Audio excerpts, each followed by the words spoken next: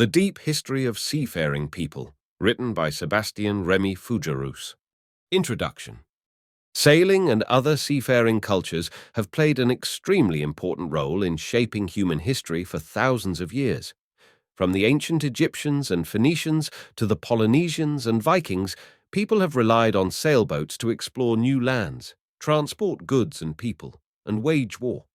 One could even say that the creativity, resourcefulness, and courage of different seafarers have led to some of humanity's greatest achievements, such as the discovery of new continents during the Age of Exploration or the creation of global trade networks, as well as the rise of many different naval superpowers. In this book, my goal is to provide readers with a full understanding of this incredibly fascinating subject, with historically accurate facts, evidence, and stories of intense battles and tragic disasters. We'll explore the diverse seafaring cultures that have emerged all around the globe and possibly as far back as 50,000 BC. We'll investigate their customs, traditions, and innovations, from the Polynesians' techniques of astronavigation to the various sophisticated naval strategies and tools used by both the ancient Greeks and Romans to conquer the Mediterranean. Finally, we will discuss the impact that seafaring has had on humanity and culture, and what it means for the new frontier of human exploration, space travel. Join me on this journey through time as we explore the lengthy and intricate history of sailing and other seafaring cultures. Together, we'll learn about the incredible accomplishments, struggles, and triumphs of those who have dared to set sail and explore the vast, mysterious oceans and seas of our planet. Chapter 1. Ancient Vessels, the First Boats. Boats, among the earliest human inventions, have a richer and far deeper history than the earliest recorded writing in any civilization. Archaeological findings suggest that the Pesce canoe, unearthed by a local farmer in the Netherlands in 1955, is the oldest known boat that survives to this day, dating back to about 8200 to 7600 BC. This canoe was constructed by hollowing out a 3-foot, 1-meter long section of the Pinus sylvestris tree. It would have been a very suitable vehicle for the ancient inhabitants of what is today the Netherlands, who spent much of their time hunting and fishing in a watery landscape of marshes, creeks, and lakes. Though the Pesce canoe represents our earliest physical proof of boats, a growing body of experts argues that the history of boating extends even further back. Evidence of this is apparent in the oldest known ship illustration found on a rock carving in Azerbaijan's rugged landscape in southwestern Asia. Dating back to approximately 10,000 BC, this carving showcases a reed rowing vessel designed to carry up to 20 men. This ancient artistic representation underlines the importance of seafaring in these early societies and the sophistication of their naval technology. New theories suggest that the origins of boats might even date back to Homo erectus, the immediate predecessors of the modern human, who may have built boats as far back as 800,000 years ago. This could have facilitated their spread from Africa to other regions of the world. Over time, the construction of boats evolved significantly, paralleling our own evolution as a species. While the earliest boats were formed by hollowing out massive trees, later other natural resources came to be utilized. Reed bundles bound together formed lightweight but sturdy vessels. Animal skins were stretched over wooden frames to create hide boats. With the advent of woodworking tools, planks were fastened together to construct larger and more seaworthy vessels. As civilizations advanced, so did their technology. Materials like iron and steel replaced wood, enabling the creation of massive ocean-going ships. Today, modern materials like fiberglass and carbon fiber are employed to produce boats that are strong, lightweight, and resistant to the elements. From hollowed-out trees to sophisticated ocean liners, each boat, in its own unique way, narrates a chapter in the unending saga of humanity's relationship with the sea.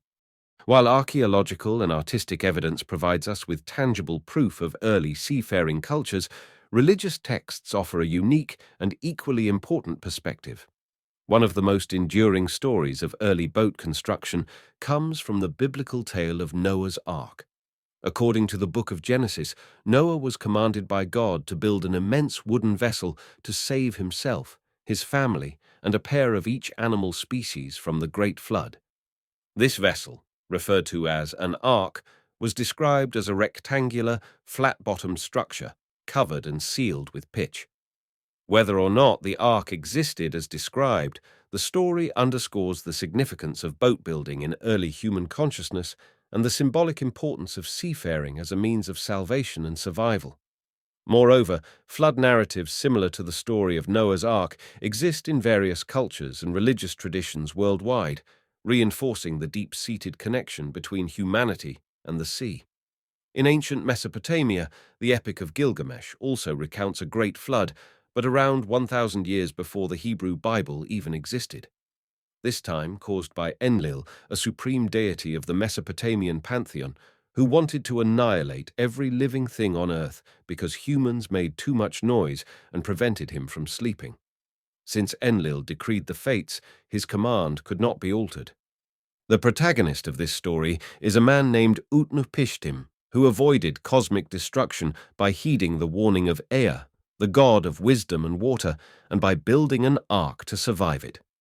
When Enlil discovers that Utnapishtim and his family had survived the flood, he is filled with anger. However, his son Ninurta comes to the defense of mankind, suggesting that instead of resorting to floods, Enlil could manage human populations using natural occurrences like wild animals and famines. Enlil then enters the boat, where Utnapishtim and his wife show their respect by bowing before him. Enlil, now appeased, rewards Utnapishtim by bestowing upon him the gift of eternal life for his loyalty to the gods.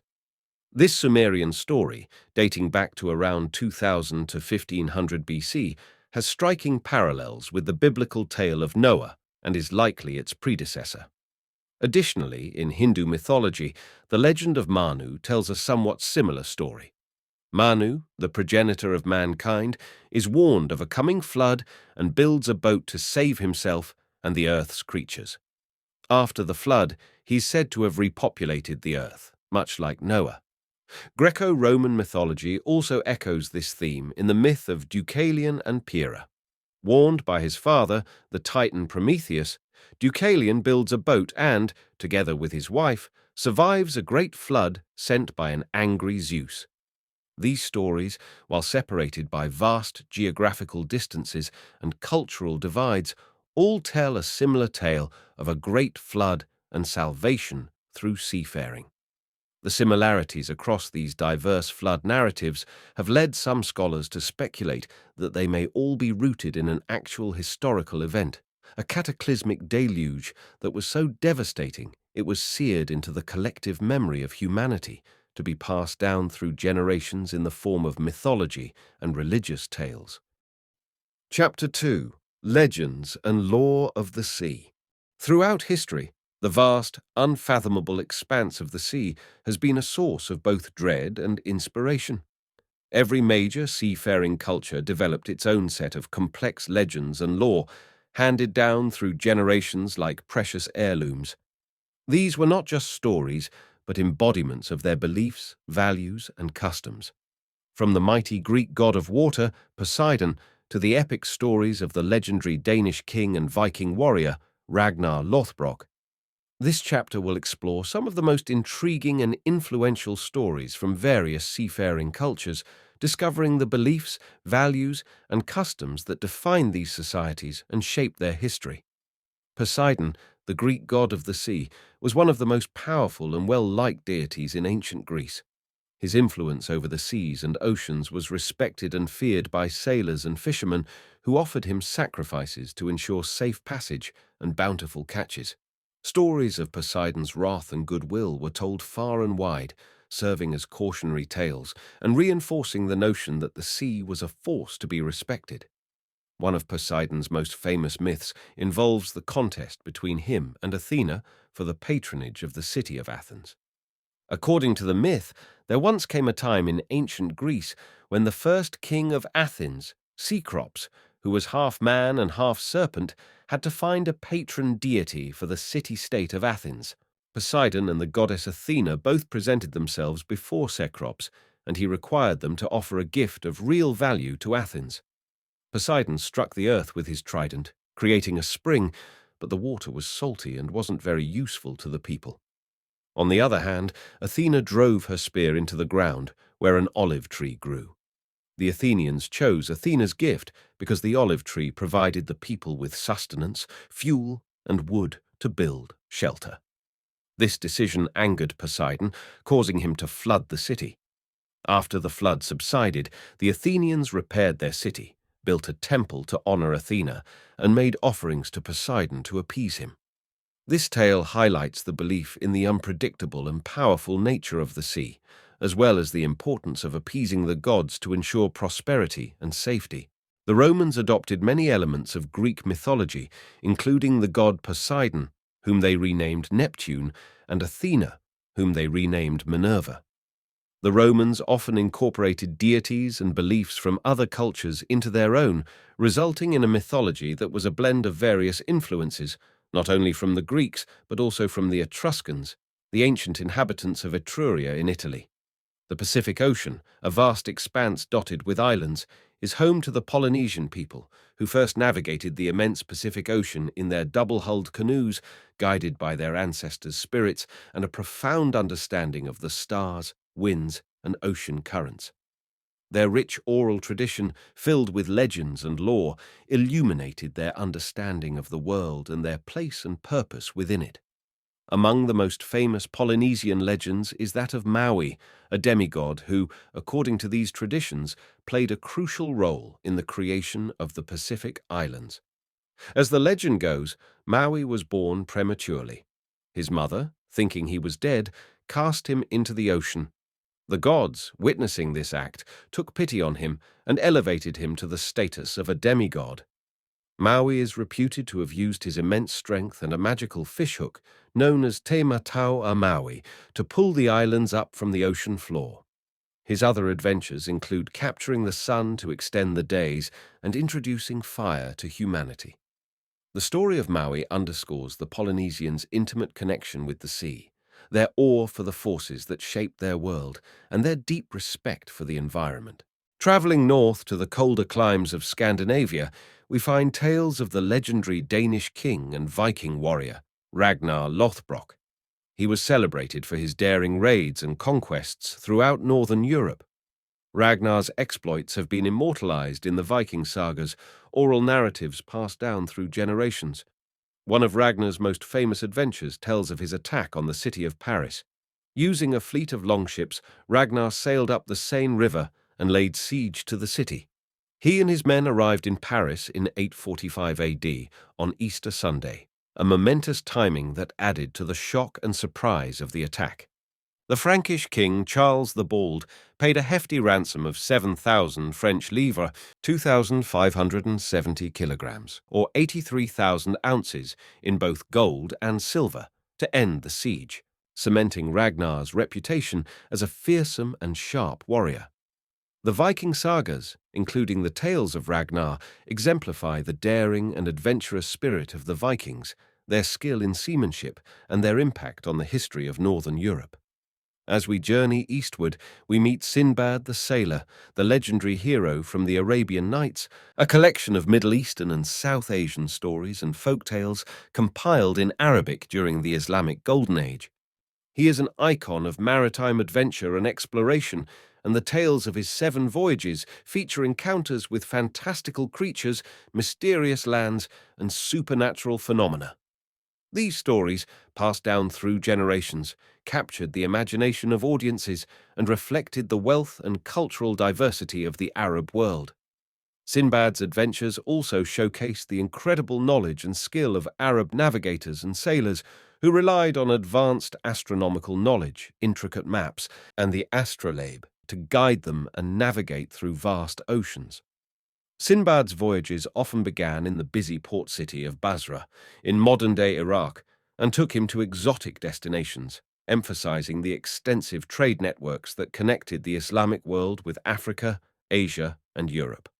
One of Sinbad's most memorable voyages is his second, where he encounters the terrifying and enormous roc, a mythical bird of extraordinary size. Sinbad's ship is driven by a storm to an island where they spot an enormous white dome about 50 paces in circumference. Hungry and desperate, the crew breaks the dome open, hoping it's a gigantic egg of some sort. As they feast on the egg, the sky darkens, and to their horror, they realize the dome was indeed an egg belonging to the rock. The monstrous bird descends on them, its vast wings blocking out the sun. In the ensuing chaos, Sinbad's ship is smashed, and he is left stranded on the island. He manages to escape by tying himself to the rock's leg and is carried off to the bird's nest on a mountain peak. He descends from the nest using the lengths of the bird's feathers and finds a way back to civilization by joining a caravan of merchants. This story reflects the strange wonders that the medieval Arab world believed lay in far-off lands. The shores of Japan have also been home to incredible legends and stories of the sea. Japanese folklore is rich with tales of mysterious ghost ships known as yurisen that haunt the seas surrounding the archipelago. These phantom vessels are said to be crewed by the spirits of sailors who perished at sea, either as a result of shipwrecks or in maritime battles. A notable tale in Japanese folklore, though separate from Yurisen legends, is that of the Heikegani crabs. These crabs are believed to embody the spirits of the Heike samurai clan, who faced defeat by the Minamoto clan in the 12th century Battle of Dan no Ura. According to this tale, the fallen Heike samurai, in the throes of defeat, threw themselves into the sea, and their souls transformed into Heikegani crabs, their faces etched onto the crabs' shells. The Heikegani crabs, found in the waters near the site of the battle, serve as a poignant reminder of the tragic event. Stories of the Yurisen bear testament to the profound connection of the Japanese people with the sea, their respect for the spirits of the departed, and the significance they place on remembering and honoring their past. Furthermore, these ghost ship tales serve as cautionary narratives, warning seafarers of the perils of the sea and emphasizing the need to respect its immense power. Chapter 3. Early Seafaring and Sailing Cultures. Traversing the annals of time, one can chart the incredible journey of early seafaring and sailing cultures that left a recognizably lasting impact on the world. Among them are the ancient civilizations of Egypt, Mesopotamia, China, the Mediterranean, and India. These cultures were some of the earliest to utilize sailing and other methods of water travel for trade, transportation, exploration, and naval warfare. Each and every one of these cultures had its own especially unique approach to sailing and boat building, as well as its own innovations in sailing technology. In ancient Egypt, both the Nile River and the Mediterranean Sea played crucial roles in the development of the civilization. Boats were used not only for transportation of goods, building materials, and people, but they also served a spiritual purpose by providing the final voyage for the deceased to the afterlife. The west bank of the Nile River, known as the River of the Dead, was dedicated to this practice, where the deceased would embark on funeral barges, mimicking the journey of the sun god Ra through the sky during the day. Egyptian boats were typically constructed using papyrus or cedar wood and were propelled by both oars and sails. The Egyptians exhibited exceptional skills as sailors and navigators, and their seafaring abilities played a significant role in their survival and prosperity. One of the oldest and most significant ancient Egyptian traditions was the opening of the mouth ceremony. This ceremony held great importance in the religious practices of ancient Egypt. It was believed to infuse life and vitality into a mummy or statue, allowing the deceased or divine representation to receive offerings, sustain their existence, and partake in the afterlife. The ritual was conducted by priests who assumed the roles of the deceased person's family members. The ceremony involved a series of symbolic actions and recitations aimed at awakening the senses and restoring the individual's faculties in the afterlife. It commenced with the presentation of various offerings, including food, drink, and other items symbolizing sustenance and nourishment for the deceased. These offerings were believed to provide essential nourishment required to sustain the spirit or statue. Next, the priest performed the act of opening the mouth, using a special tool, often shaped like a ceremonial adze. This action was accompanied by specific prayers and incantations intended to revitalize the senses and enable the deceased or statue to see, breathe, hear, speak, and partake in the provided offerings. The symbolic act of opening the mouth aimed to restore the deceased person's ability to interact with the spiritual realm and receive the provisions necessary for their journey in the afterlife.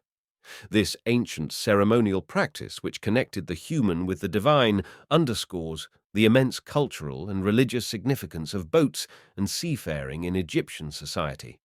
The Fertile Crescent of Mesopotamia, nestled within the Tigris-Euphrates river system, was home to another significant chapter in early seafaring. Being one of the earliest civilizations to develop water transport systems, the Mesopotamians utilized the river system for transportation and trade and developed boats made of nearby reeds and palm trees. These boats were used to navigate the shallow waters and reed beds of the rivers, and were typically propelled by either paddles or poles by pushing off of the riverbed. These boats were used for fishing, irrigation, and trade. The Mesopotamians traded with neighboring regions, including the Persian Gulf, the Indus Valley, and the Mediterranean, and established trade networks that spanned great distances. The Mesopotamians also utilized their boats for military purposes, including riverine warfare and raids against neighboring civilizations. Their expertise in seafaring and navigation paved the way for the development of later seafaring cultures in the region. Sumer, southern Mesopotamia, was also home to the city of Ur, the first literate society in history. Across the continent, China, the land of the dragon, has had a long history of seafaring, with plenty of evidence dating as far back as the Neolithic period found along the coast of the Yellow Sea. The Chinese were skilled navigators who developed innovative sailing technologies such as the stern-post rudder, a part of the steering apparatus of a boat or ship that is fastened outside the hull at the stern, and the use of multiple masts for maximum sail power, greater maneuverability, and control of their ships. They used their junk ships, a type of Chinese sailing ship with fully battened sails, for trade, exploration, and military conquests. The invention of the compass in China during the Song dynasty further revolutionized seafaring by allowing sailors to navigate with greater accuracy. During the Han Dynasty, China established the Silk Road, a vast network of trade routes that connected China to the rest of the world. The Chinese utilized their advanced seafaring skills to trade with the Roman Empire, India, and Southeast Asia. Later, the Chinese also explored the South China Sea and the Indian Ocean, and even reached the east coast of Africa during the Ming Dynasty. In addition to trade and exploration, the Chinese used their sea power for military conquests. During the Song dynasty, the Chinese navy became one of the most powerful in the world and played a crucial role in defending the country against foreign invasions. Overall, the Chinese have a rich and varied seafaring history that has played a crucial role in their cultural and technological development. India, too, has a lengthy and illustrious maritime history dating back to the time of the ancient Indus Valley Civilization. The Indus Valley Civilization was located along the Indus River, which provided access to the Arabian Sea and the Indian Ocean. As a result, the inhabitants of the Indus Valley were able to conduct marine trade with other regional civilizations and cultures. The Mauryan Empire, one of the biggest and most powerful empires in the Indian subcontinent, is among the most prominent instances of seafaring in India's history. The Mauryan Empire had a strong navy, which they used to protect their trade routes and expand their influence and territory. Innovations in shipbuilding, navigation, and maritime trade defined ancient India's seafaring traditions. Indian shipbuilders were known for their ability to construct sturdy and durable ships using different materials, including teakwood, which was resistant to rot and decay due to its high concentration of natural oils and rubber. Indian sailors were also skilled navigators, using the stars and other celestial bodies to navigate the open seas. They also developed advanced navigation techniques, such as the use of monsoon winds to facilitate trade and travel long before Hippolus, the Greek mariner and acclaimed discoverer of monsoon winds. The Mediterranean Sea was home to some of the greatest ancient civilizations, including the Greeks and the Romans. Both these civilizations developed advanced sailing techniques and technologies for efficiently transporting soldiers, slaves, and goods that gave them an advantage over all other competition. One example of this is the Greeks' powerful warship, the trireme, which featured 3 rows of oars, 2 sails, and a bronze ramming prow to sink enemy ships in intense naval combat. Another technological marvel of the time was the corvus, a boarding bridge developed by the Romans that could be lowered onto and hook enemy ships, allowing Roman soldiers to board and seize them without causing much structural damage to the ship. In addition to naval warfare, the Mediterranean also served as a hub for trade and cultural exchange. The Phoenicians, for example, were skilled sailors based in the eastern Mediterranean, trading goods such as textiles, metals, and spices. The Phoenicians did not have compasses or any other navigational instrument, and so they relied on natural features on coastlines, the stars, and dead reckoning, or calculating their position by gauging the direction and distance traveled, to guide their way and reach their destination. According to the Greek historian and geographer Herodotus, the Phoenicians managed to circumnavigate Africa in a voyage in 600 BC, sponsored by the Egyptian pharaoh Necho. Starting from the Red Sea, they sailed westwards on a journey that took 3 years. The sailors of Phoenicia's most successful colony, Carthage, were even said to have sailed to ancient Britain in an expedition led by Himilco in 450 BC. Phoenicians also were responsible for spreading culture and ideas across the Mediterranean, such as the Phoenician alphabet, which was the precursor to many modern alphabets. The Greeks and Romans also traded extensively, with Rome importing luxury goods such as silk, spices, and precious metals from the East.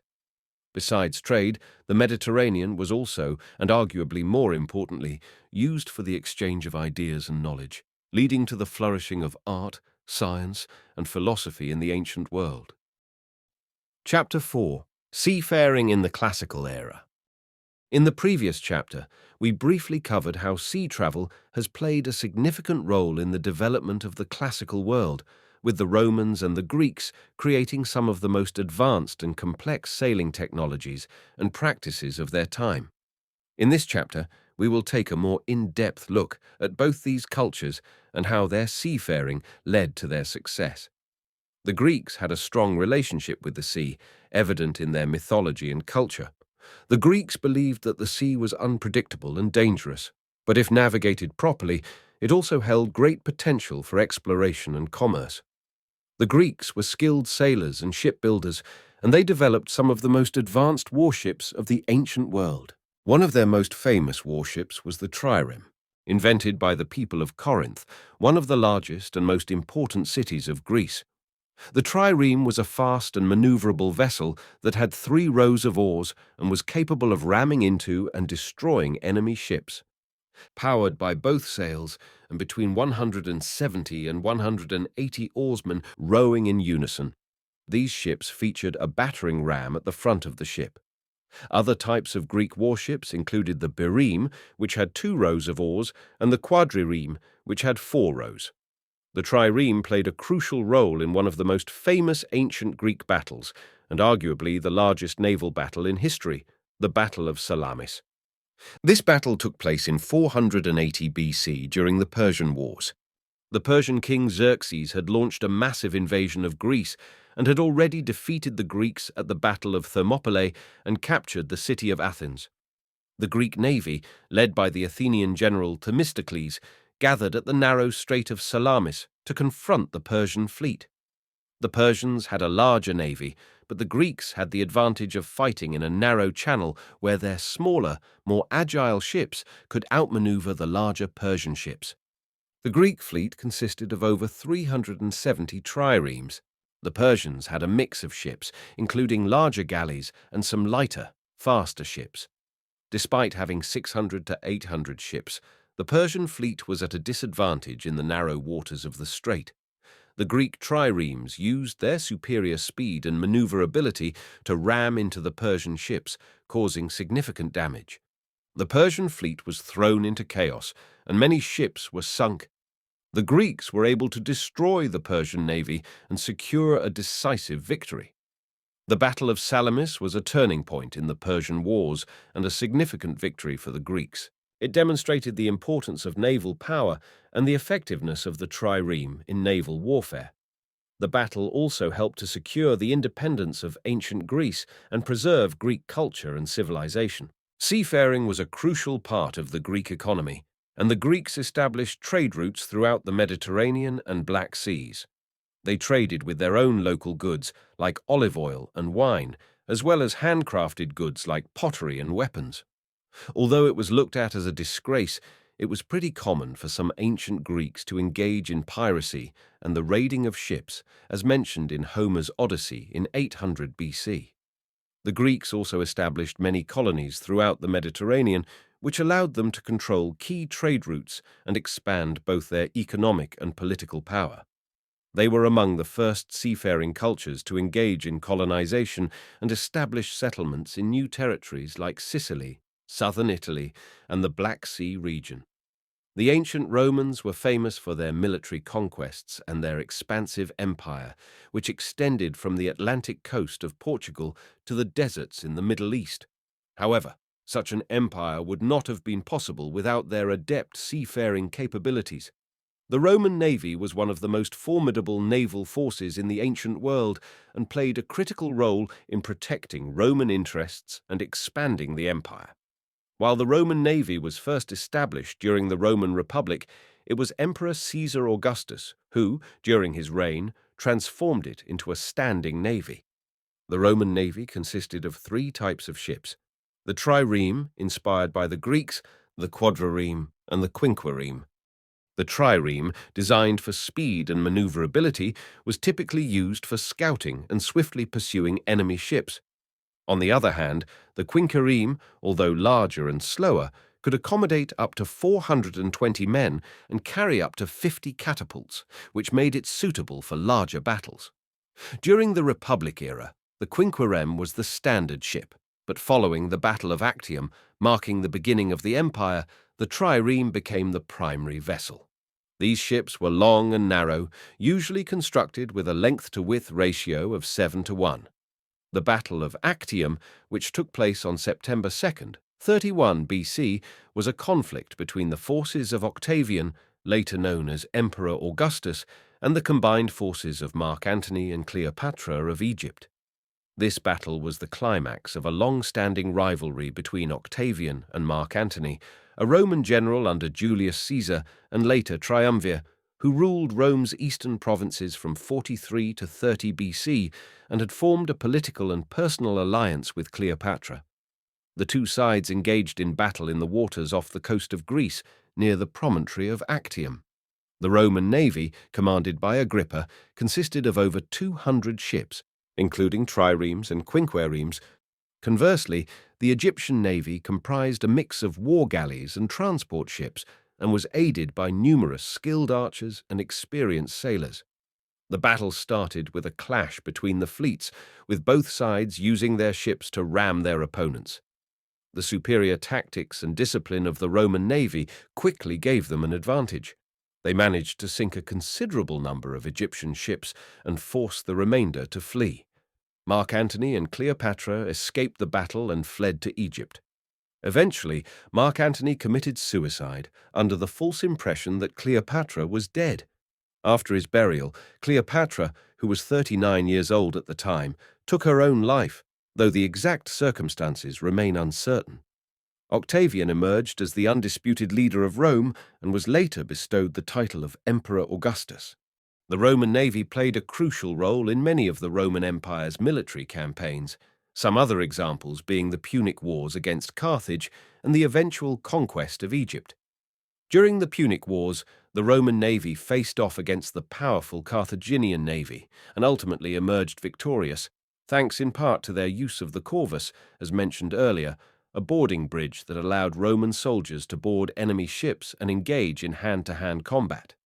In addition to their military prowess, the Romans were also skilled traders and merchants, and the Mediterranean was a key artery of trade for the Roman Empire.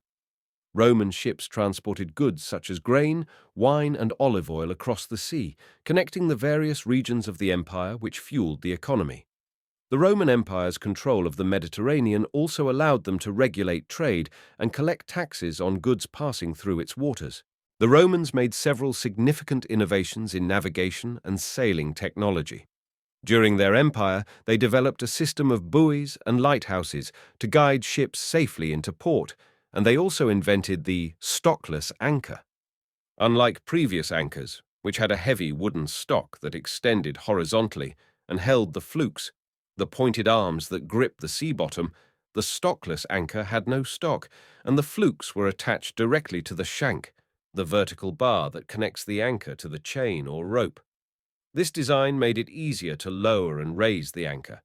The Romans also experimented with various types of sails, including square and triangular sails, and made adjustments to their shape and size to optimize their performance. They introduced the use of hemp ropes, coarse fibers from the cannabis plant, extracted from the stem, which were stronger and more durable compared to previous materials like flax, the fiber made from the stalks of a blue-flowered herbaceous plant. Furthermore, the Romans developed the use of pulleys and block and tackle systems to control the sails and enhance their ships' movement. Seafaring played an important role in Roman culture and society. Many Romans, particularly those from the coastal regions, were involved in seafaring and maritime trade. They also had a strong tradition of seafaring literature, with famous authors such as Pliny the Elder and Julius Caesar writing about their own personal experiences at sea. In addition to that, the Romans viewed the sea as a source of wonder and mystery, with stories of sea monsters and mythical islands featured prominently in their literature and art. The Romans also brought their fascination with the sea to life through mock naval battles in the Colosseum called naumachia. They used boats that were 7 to 15 meters long to resemble vessels from famous battles. These ships were designed with flat bottoms so that they wouldn't scrape and break open on the Colosseum floor, which could be filled with over 1 million gallons of water to achieve a depth of 5 feet.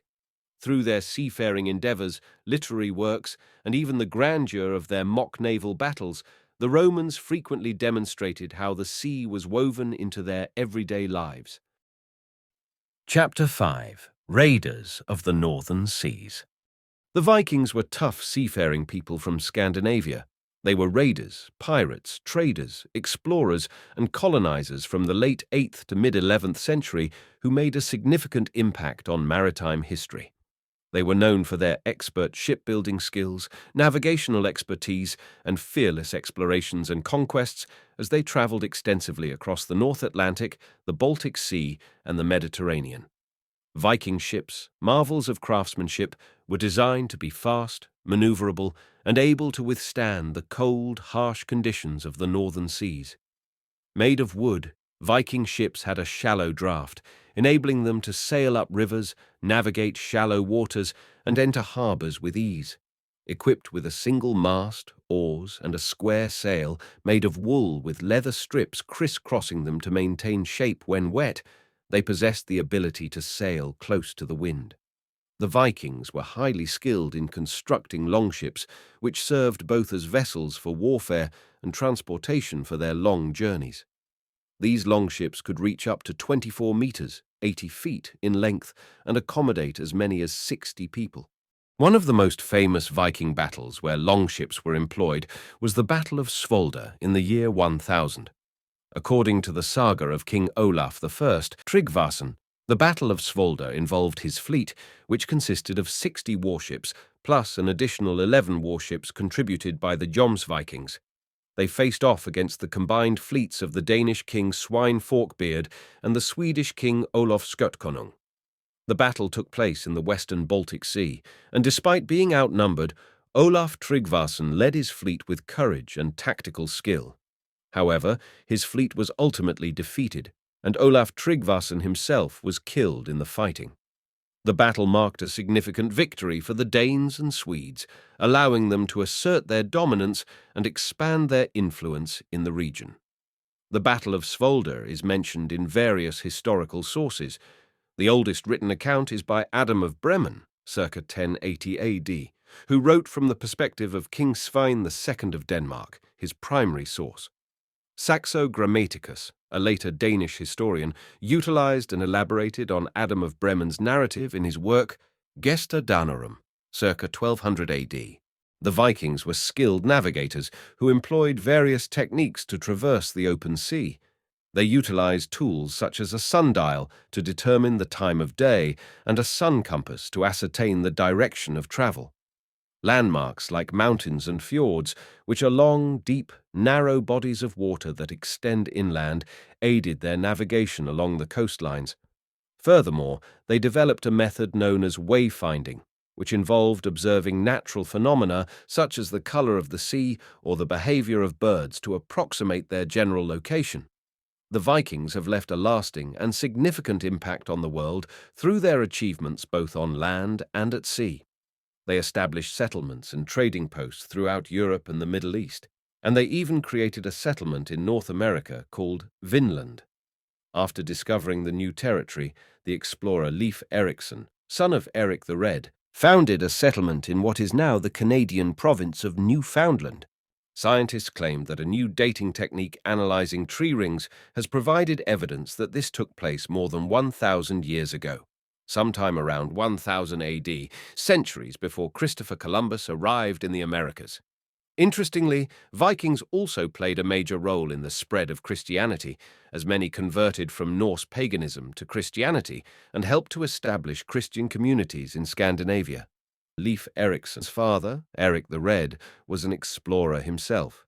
He was born in Norway but settled in Iceland along with his father, Thorvald Asvaldsson. Long before Leif landed in the Americas, in the year 982 AD, Eric embarked on his own remarkable journey after being banished from Iceland for killing 2 men. Setting sail westward with a bold vision in mind, Eric the Red navigated treacherous waters and faced the wrath of unforgiving storms. Accompanied by his family and closest associates, he discovered a land with an inviting fjord landscape and was impressed by the abundant natural resources it offered. Spending his 3 years of exile exploring the coast of this new land, Eric then returned to Iceland to share the tale of the green land he had found. In this new land, which had similar conditions to Iceland, the fjords froze over in the winter but contained rich vegetation during the warmer summer months. Here, the Norse could continue their lives as farmers while also fishing and hunting seals and walruses in the deep fjords. Eric the Red's unwavering determination in the face of adversity mirrored the spirit of exploration that ran deep in his family, inspiring him to return to Greenland with a larger retinue. In 985, he embarked once more from Iceland, this time with a fleet of 25 ships heading for Greenland, carrying approximately 500 men and women, as well as livestock and everything needed to establish a new life and community. Out of the 25 ships, only 14 arrived, with the other 11 vessels lost at sea. Chapter 6. Sailing for Salvation. Seafaring Adventures of the Crusades. The Crusades, a series of religious wars waged between the 11th and 15th centuries, were primarily fought on land. However, the role of seafaring during this tumultuous period was significant, as ships were essential for transporting armies and supplies and facilitating communication between the Christian and Muslim worlds. In this chapter, we will explore the naval aspects of the Crusades, the maritime powers that emerged, and the lasting impact these seafaring adventures had on medieval Europe and the Middle East. Before the first official crusade, there were rumors of a crusade known as the Children's Crusade. Although it lacked the recognition of Pope Innocent III as an official crusade, the intention was to peacefully convert Muslims to Christianity and reclaim the Holy Land before the arrival of the main Crusader armies. However, the group made up of 30,000 women and children was ill-prepared for the arduous and treacherous journey. Many perished due to hunger, thirst, or drowning at sea, while those who survived faced the grim fate of being sold as slaves in Tunis. The First Crusade, 1096 to 1099, was a direct response to the call for help from the Byzantine Empire, threatened by the Seljuk Turks. The maritime aspect of this campaign began with the transportation of the Crusader armies from Europe to the Holy Land. The maritime powers of the time, primarily the Italian city-states of Genoa, Pisa, and Venice, provided the necessary ships and expertise to transport the Crusader forces and their supplies. These Italian republics saw an opportunity for economic and political expansion as they began establishing trade relations with the newly conquered territories in the eastern Mediterranean. Moreover, these seafaring adventures allowed the Italian city-states to extend their influence beyond the Adriatic and Tyrrhenian Sea, paving the way for the emergence of Venice as a major maritime power. The Third Crusade, 1189 to 1192, led by the legendary Richard the Lionheart of England, was marked by significant naval activity. Richard's fleet played a crucial role in the conquest of the island of Cyprus in 1191, which later served as a vital supply base and staging area for the Crusader forces in the Holy Land. The capture of Cyprus demonstrated the importance of naval supremacy in the Crusades, as control of the sea allowed the Crusaders to outmaneuver their Muslim adversaries and secure key strategic locations. Additionally, it reinforced the notion that the Crusades were not solely driven by religious motivations, but also by political and economic ambitions. Perhaps the most striking example of the interplay between maritime power and the Crusades was the Fourth Crusade, 1202 to 1204. Initially intended to recapture Jerusalem from Muslim control, the crusade took an unexpected turn when the Crusaders, under the influence of the Venetians, sacked the Christian city of Constantinople instead. This act weakened the Byzantine Empire and further cemented the Venetian Republic's status as a dominant maritime power in the Mediterranean. The most common type of ship used during the Crusades was the cog, a sturdy and versatile cargo ship that was commonly employed for transportation and trade in medieval Europe. The Crusaders also utilized galleys, sleek and fast warships powered by oars and sails. Additionally, the Crusaders frequently commandeered ships from the Byzantine Empire and other Mediterranean powers, augmenting their naval resources. To render wooden boats like these resistant to water, sailors applied tar to the hull, effectively sealing the wooden boards and preventing water from entering. This waterproofing technique ensured the boat's buoyancy. Sailors also employed the application of oil on their sails as another means of waterproofing, allowing water to roll off the sails rather than being absorbed into them. The Crusades left a lasting imprint on the maritime world, particularly in the areas of shipbuilding, navigation, and trade. The need for efficient and reliable transportation during the Crusades accelerated the development of shipbuilding techniques and navigational knowledge, as shipwrights and sailors were required to adapt to the challenges of transporting vast armies and supplies over long distances.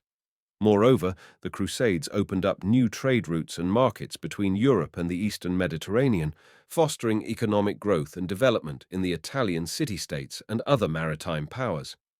The seafaring adventures of the Crusades also led to a greater exchange of ideas, technology, and cultural practices between the Christian and Muslim worlds, leaving a lasting impact on the course of history. Chapter 7. Sailing Adventures in the Pacific. The Pacific Ocean is the largest and deepest ocean on Earth, covering almost one-third of the planet's surface area. For centuries, the Pacific has been a vital area for seafaring cultures who have used its vast expanse to explore new territories, trade goods, and establish new communities.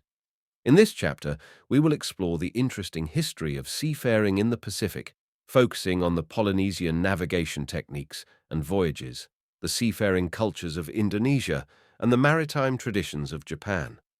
Polynesia is a region of the Pacific that encompasses a scatter of jewel-like islands, including Hawaii, Samoa, Tonga, and the Cook Islands. The Polynesian people have a long history of seafaring, with evidence of their voyages dating back over 3,000 years.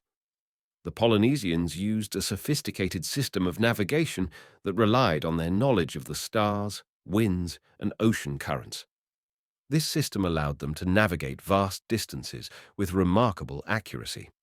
Perhaps the most celebrated voyage in Polynesian lore is the Great Migration of the Maori people to New Zealand, which took place around 1280 AD. The Maori people used double-hulled canoes, known as waka, to make the perilous journey from their homeland in eastern Polynesia to the distant shores of New Zealand. The voyage, which covered over 2,000 miles of open ocean, took several weeks to complete. The Polynesians also made voyages for trading and exploration. They traded goods such as food, tools, and textiles, and established new settlements on islands across the Pacific. These voyages helped to establish a rich and diverse culture across the region, and the Polynesians became known as skilled sailors and navigators. Located at the southeasternmost point of the Polynesian Triangle in Oceania is a mysterious island that has puzzled scientists since its discovery. Easter Island, also known as Rapa Nui, is renowned for its enormous carved stone statues called moai. These statues consist of three components: a large yellow body, a red pukao, topknot, and white eyes with coral irises. Over 1,000 humanoid sculptures were crafted, ranging from 6 to 33 feet in height and weighing several tons. The carving of the moai began around 1200 AD, when people arrived on the island, and ceased approximately in 1650 AD. The Rapa Nui people carved the moai directly from volcanic tuff, a porous stone made of solidified ash in Rano Raraku, an extinct volcano. The transportation methods of the moai remain a subject of debate among researchers.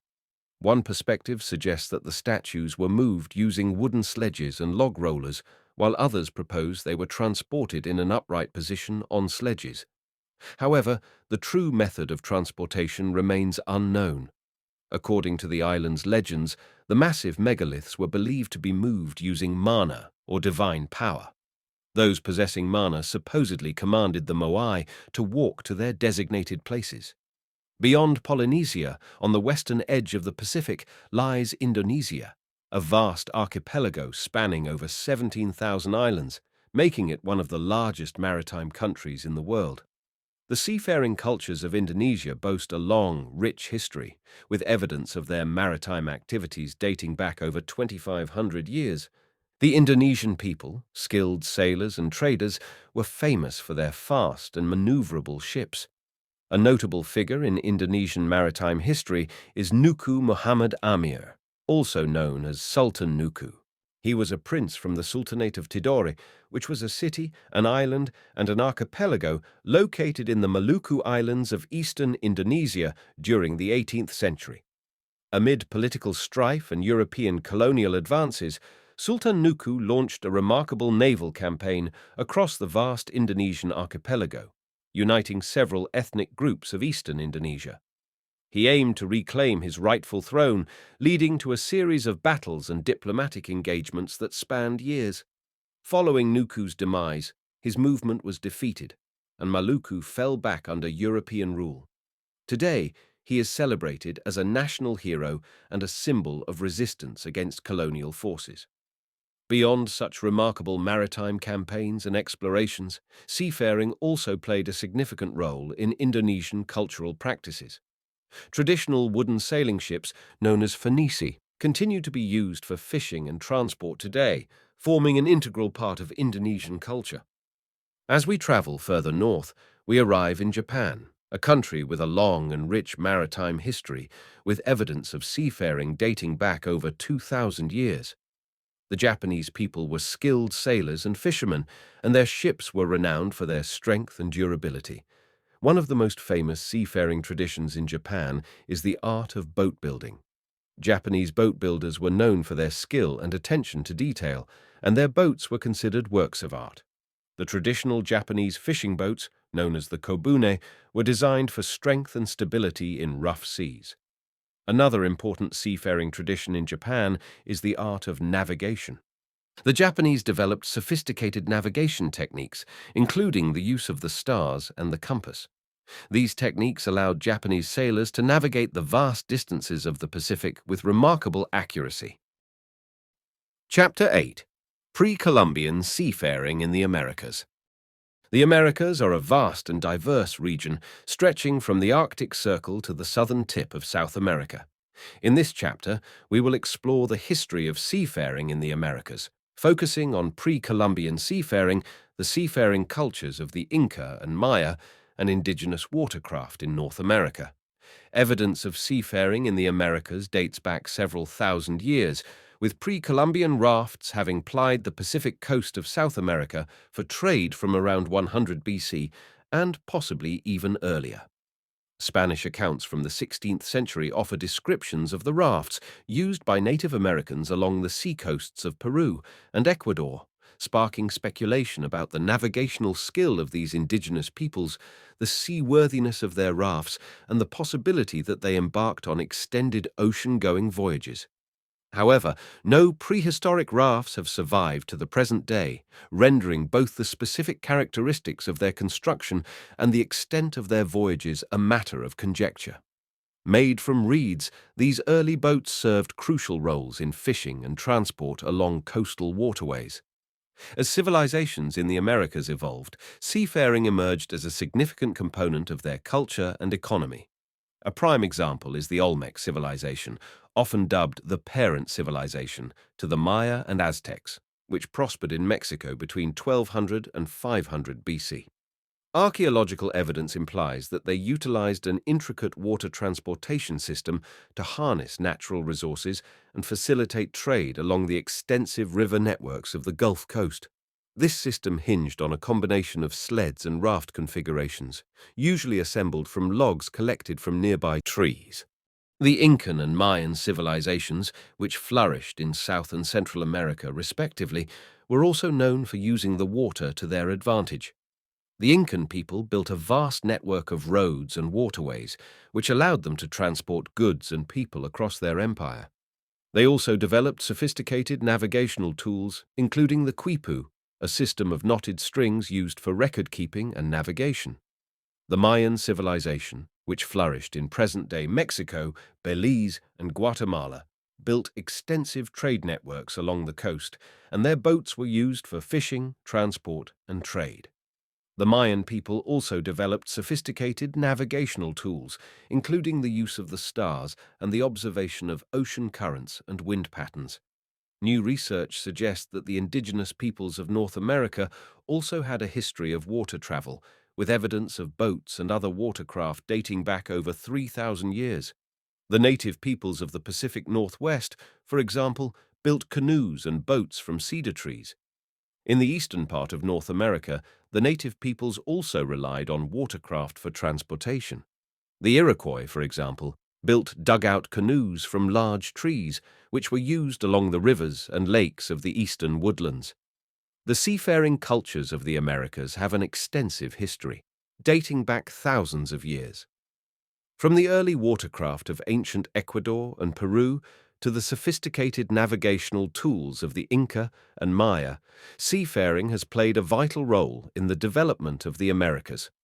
Today, the traditions of indigenous seafaring continue to be celebrated and preserved, providing a window into the rich cultural heritage of the Americas. In 1947, Norwegian explorer Thor Heyerdahl set out on a daring expedition across the Pacific Ocean to prove his theory about prehistoric seafaring. Heyerdahl believed that ancient peoples could have traversed vast distances using primitive watercraft, and he sought to demonstrate this by replicating their journey.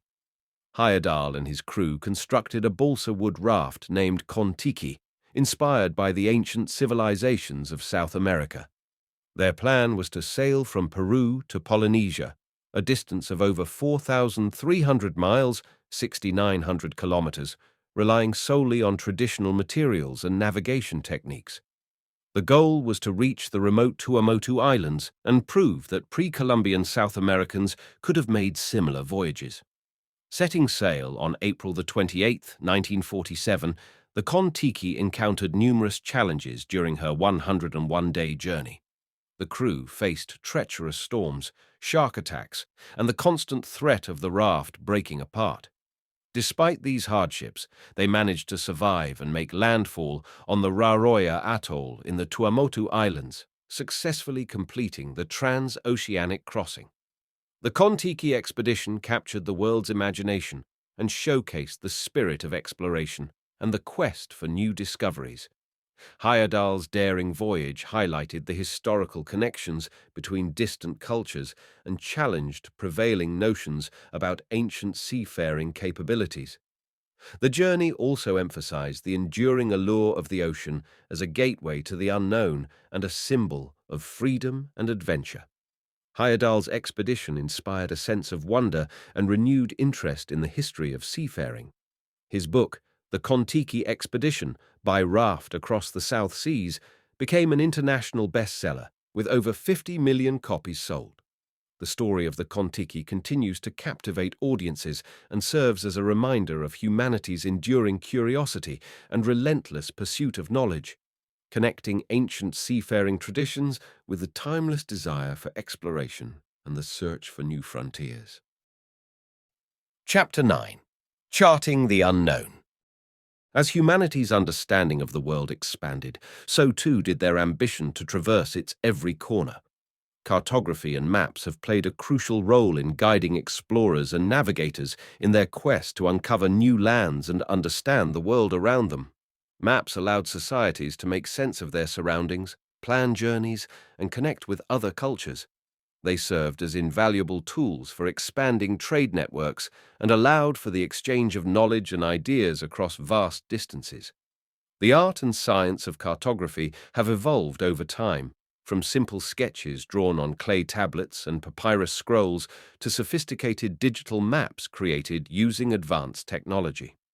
As human understanding of the world grew, so did the complexity and accuracy of maps, reflecting the continuous development of cartographic techniques. Cartography and seafaring history are intrinsically linked, as the desire to explore the world's oceans and coastlines drove the development of maps and navigational tools. The progress in cartography enabled seafarers to venture further from their shores, leading to the discovery of new lands.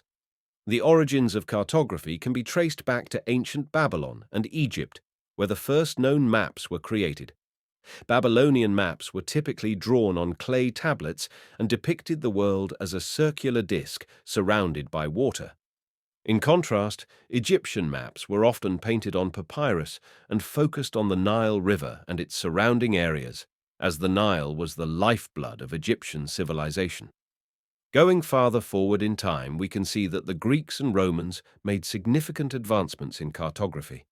Greek philosophers and mathematicians, such as Anaximander and Hecataeus, developed theories about the Earth's shape and size, leading to more accurate world maps. Ptolemy, a Greco-Roman scholar, was a highly influential figure in the field of cartography.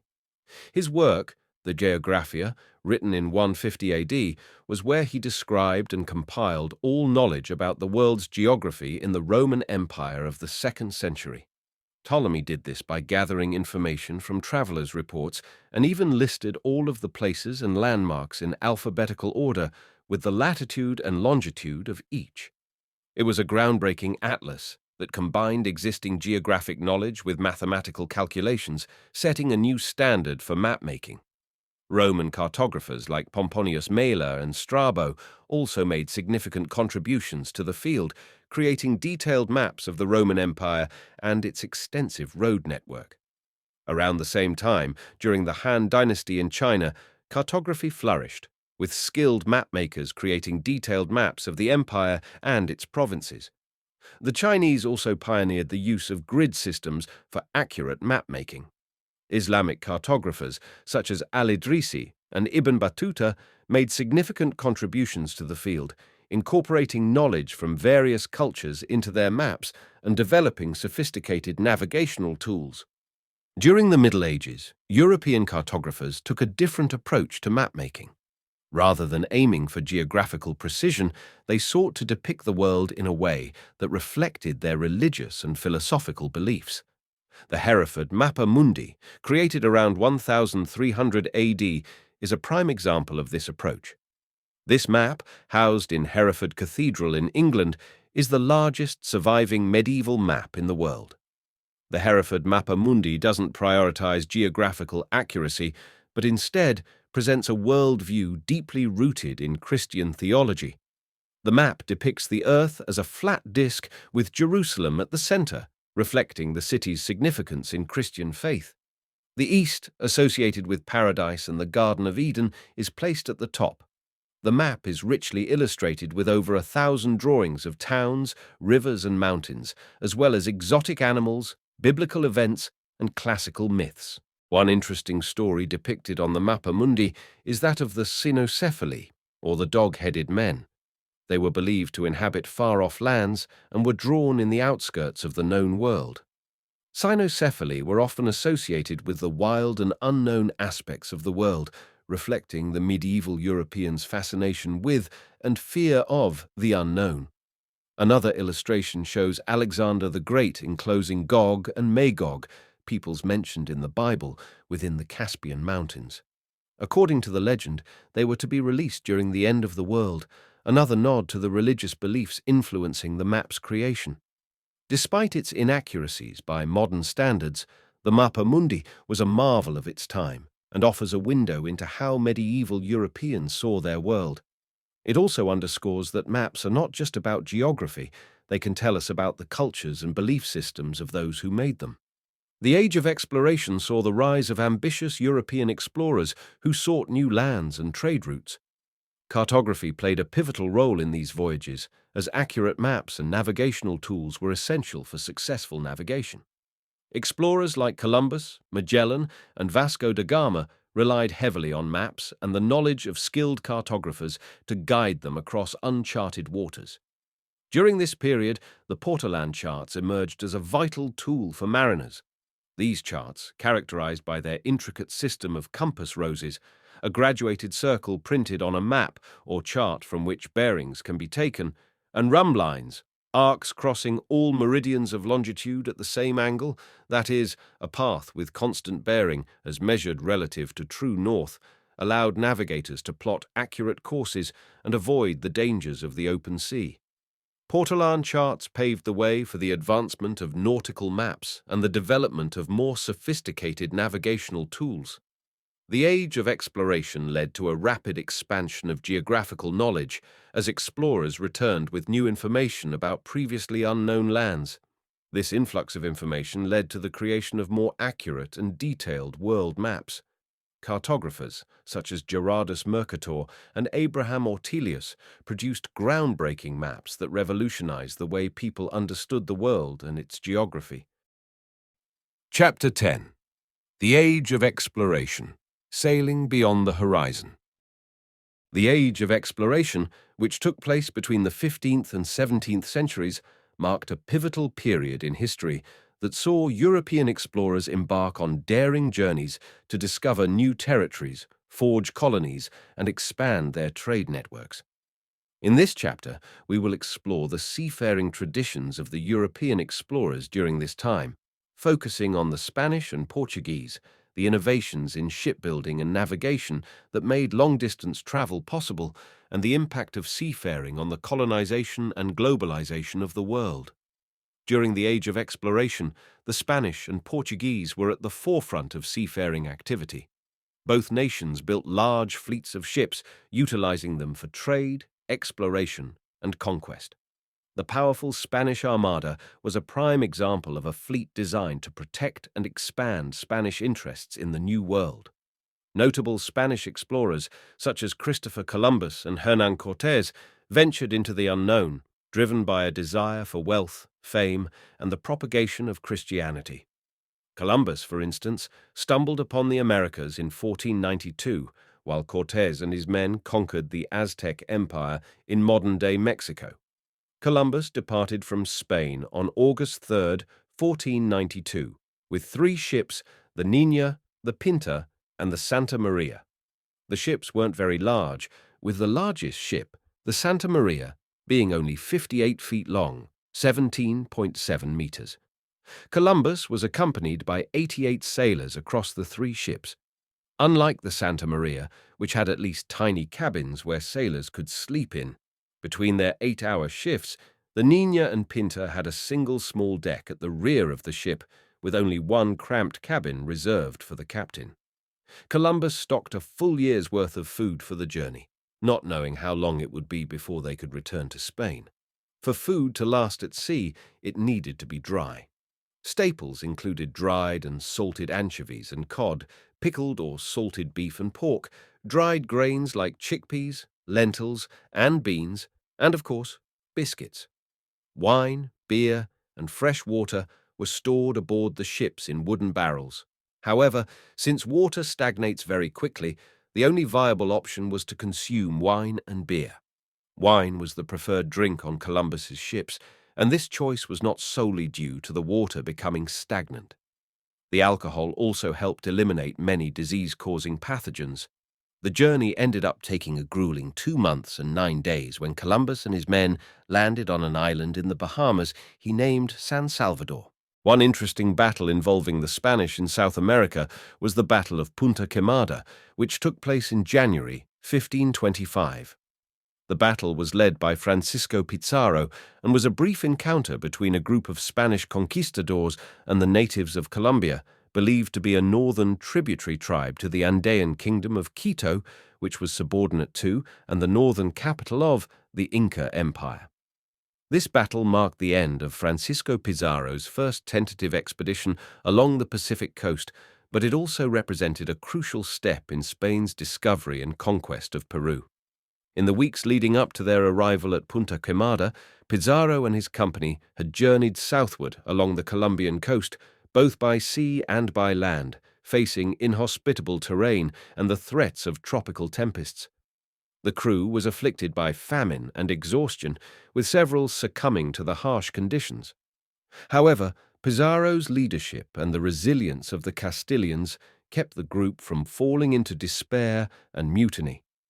Upon reaching Punta Quemada, Pizarro led his men inland and found a large native village that appeared to have been abandoned by its residents in fear of the Europeans.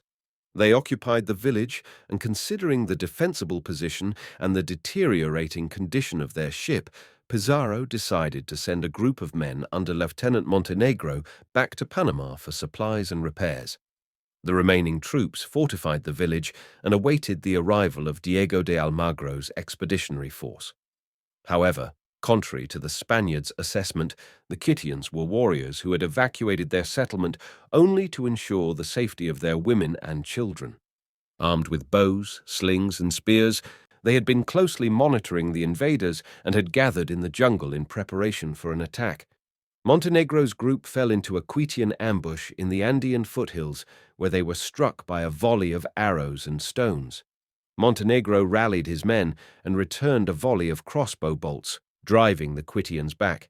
Meanwhile, a similar assault was launched on Pizarro's camp.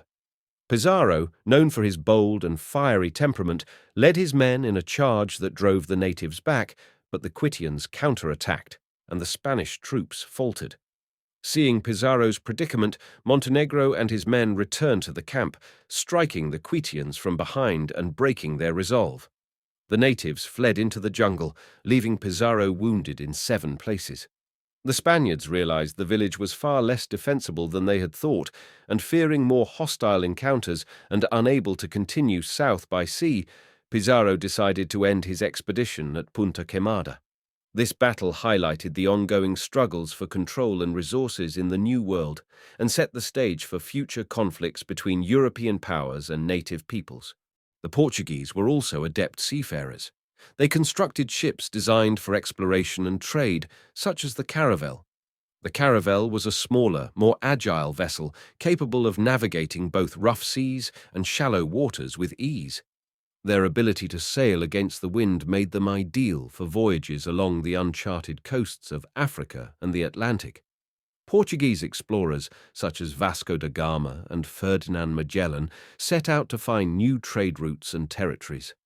Da Gama successfully rounded the southern tip of Africa and reached India in 1498, establishing a direct trade route to the valuable spices of the East, while Magellan embarked on the first circumnavigation of the globe in 1519 to 1522, though he tragically died in battle before the completion of the expedition.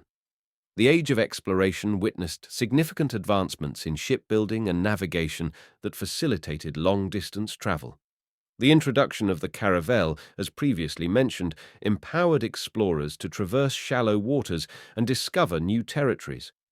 Technological developments like the compass and the astrolabe, an instrument employed to ascertain a ship's latitude based on the altitude of the pole star or the sun, enabled navigators to determine their position at sea, allowing them to traverse vast distances. Another remarkable innovation was the sextant, which facilitated determination of latitude to an enhanced degree of accuracy.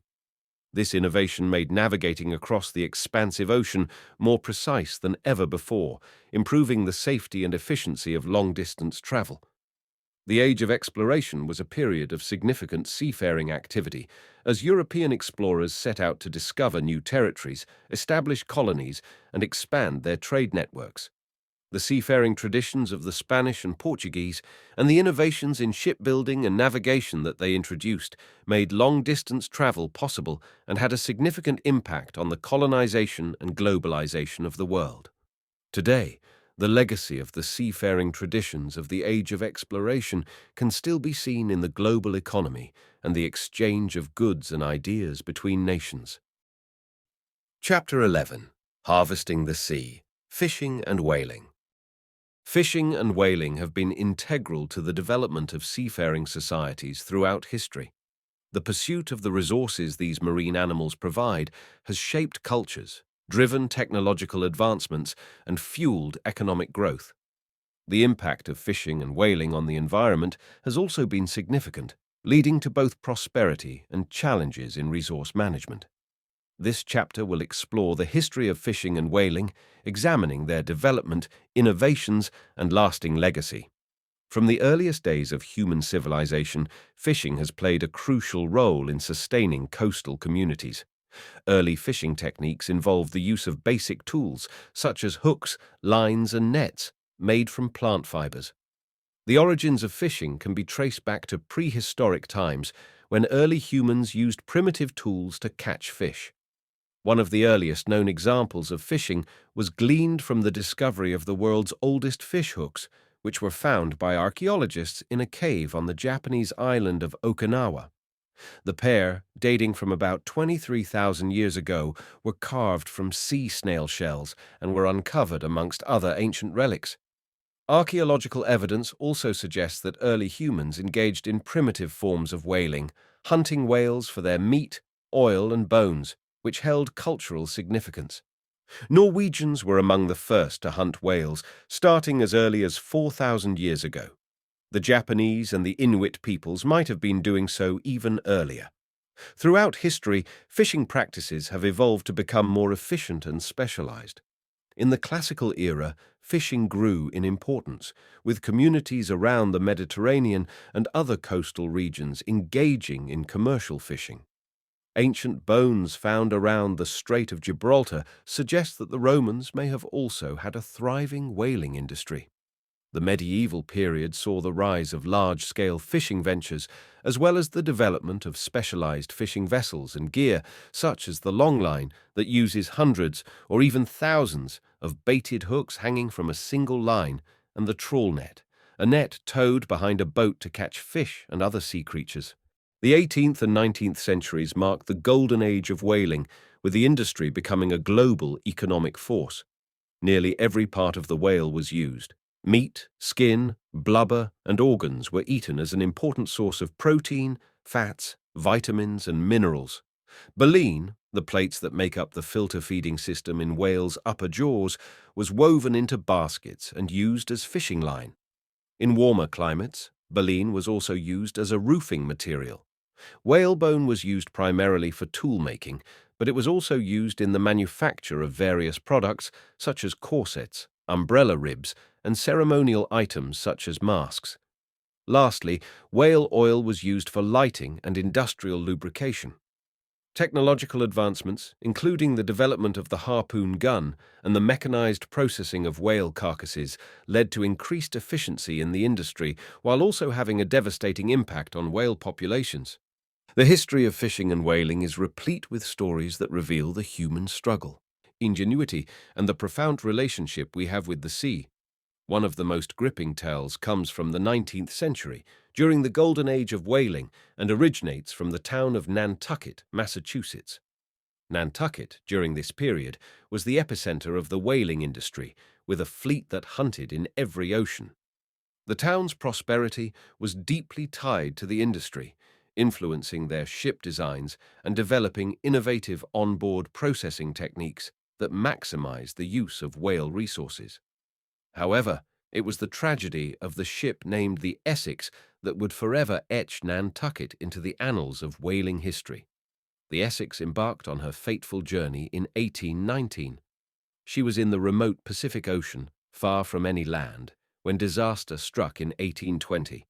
A large sperm whale, in an act of aggression rarely witnessed, rammed the ship twice and sank the vessel. The 20-man crew found themselves stranded thousands of miles from the mainland, adrift in 3 small boats with meager supplies.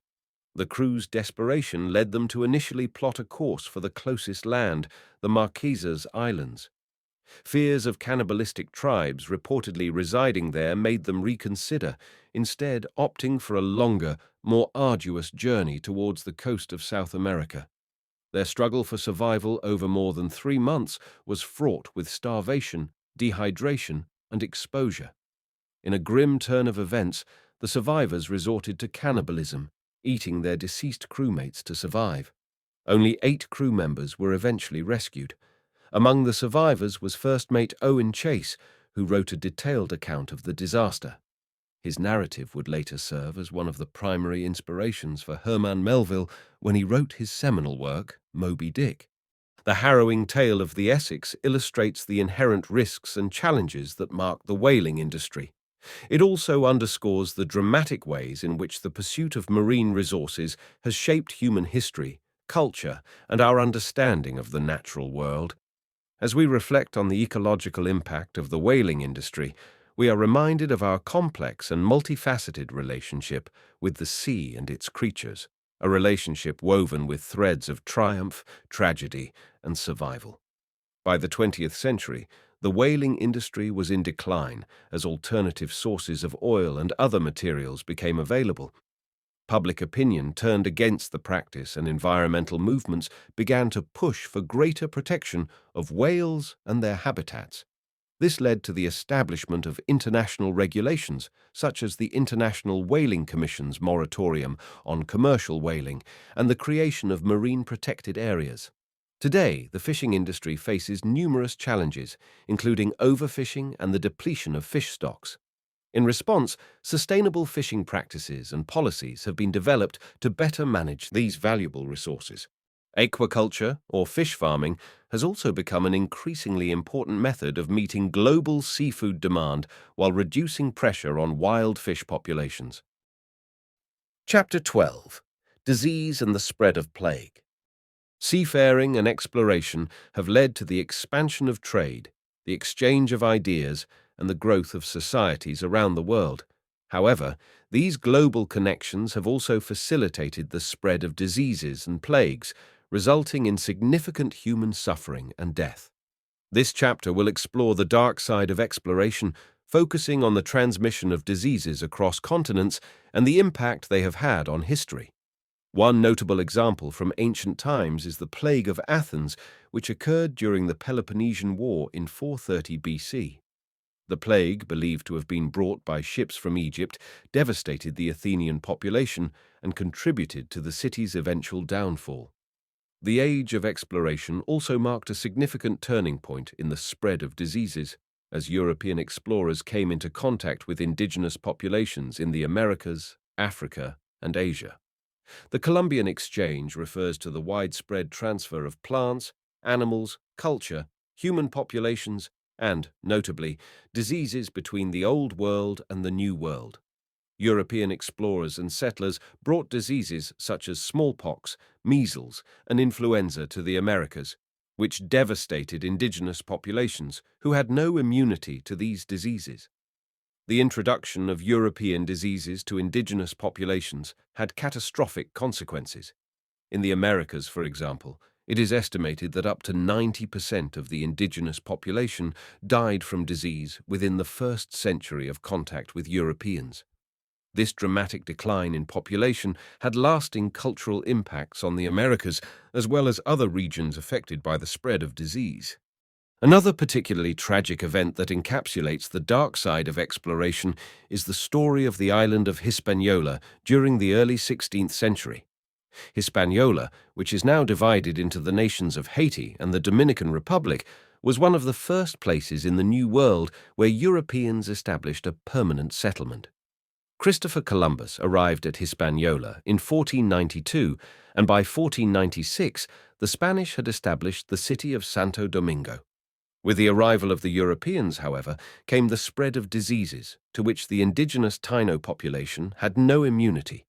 Smallpox, influenza, and measles swept through the island, decimating the population.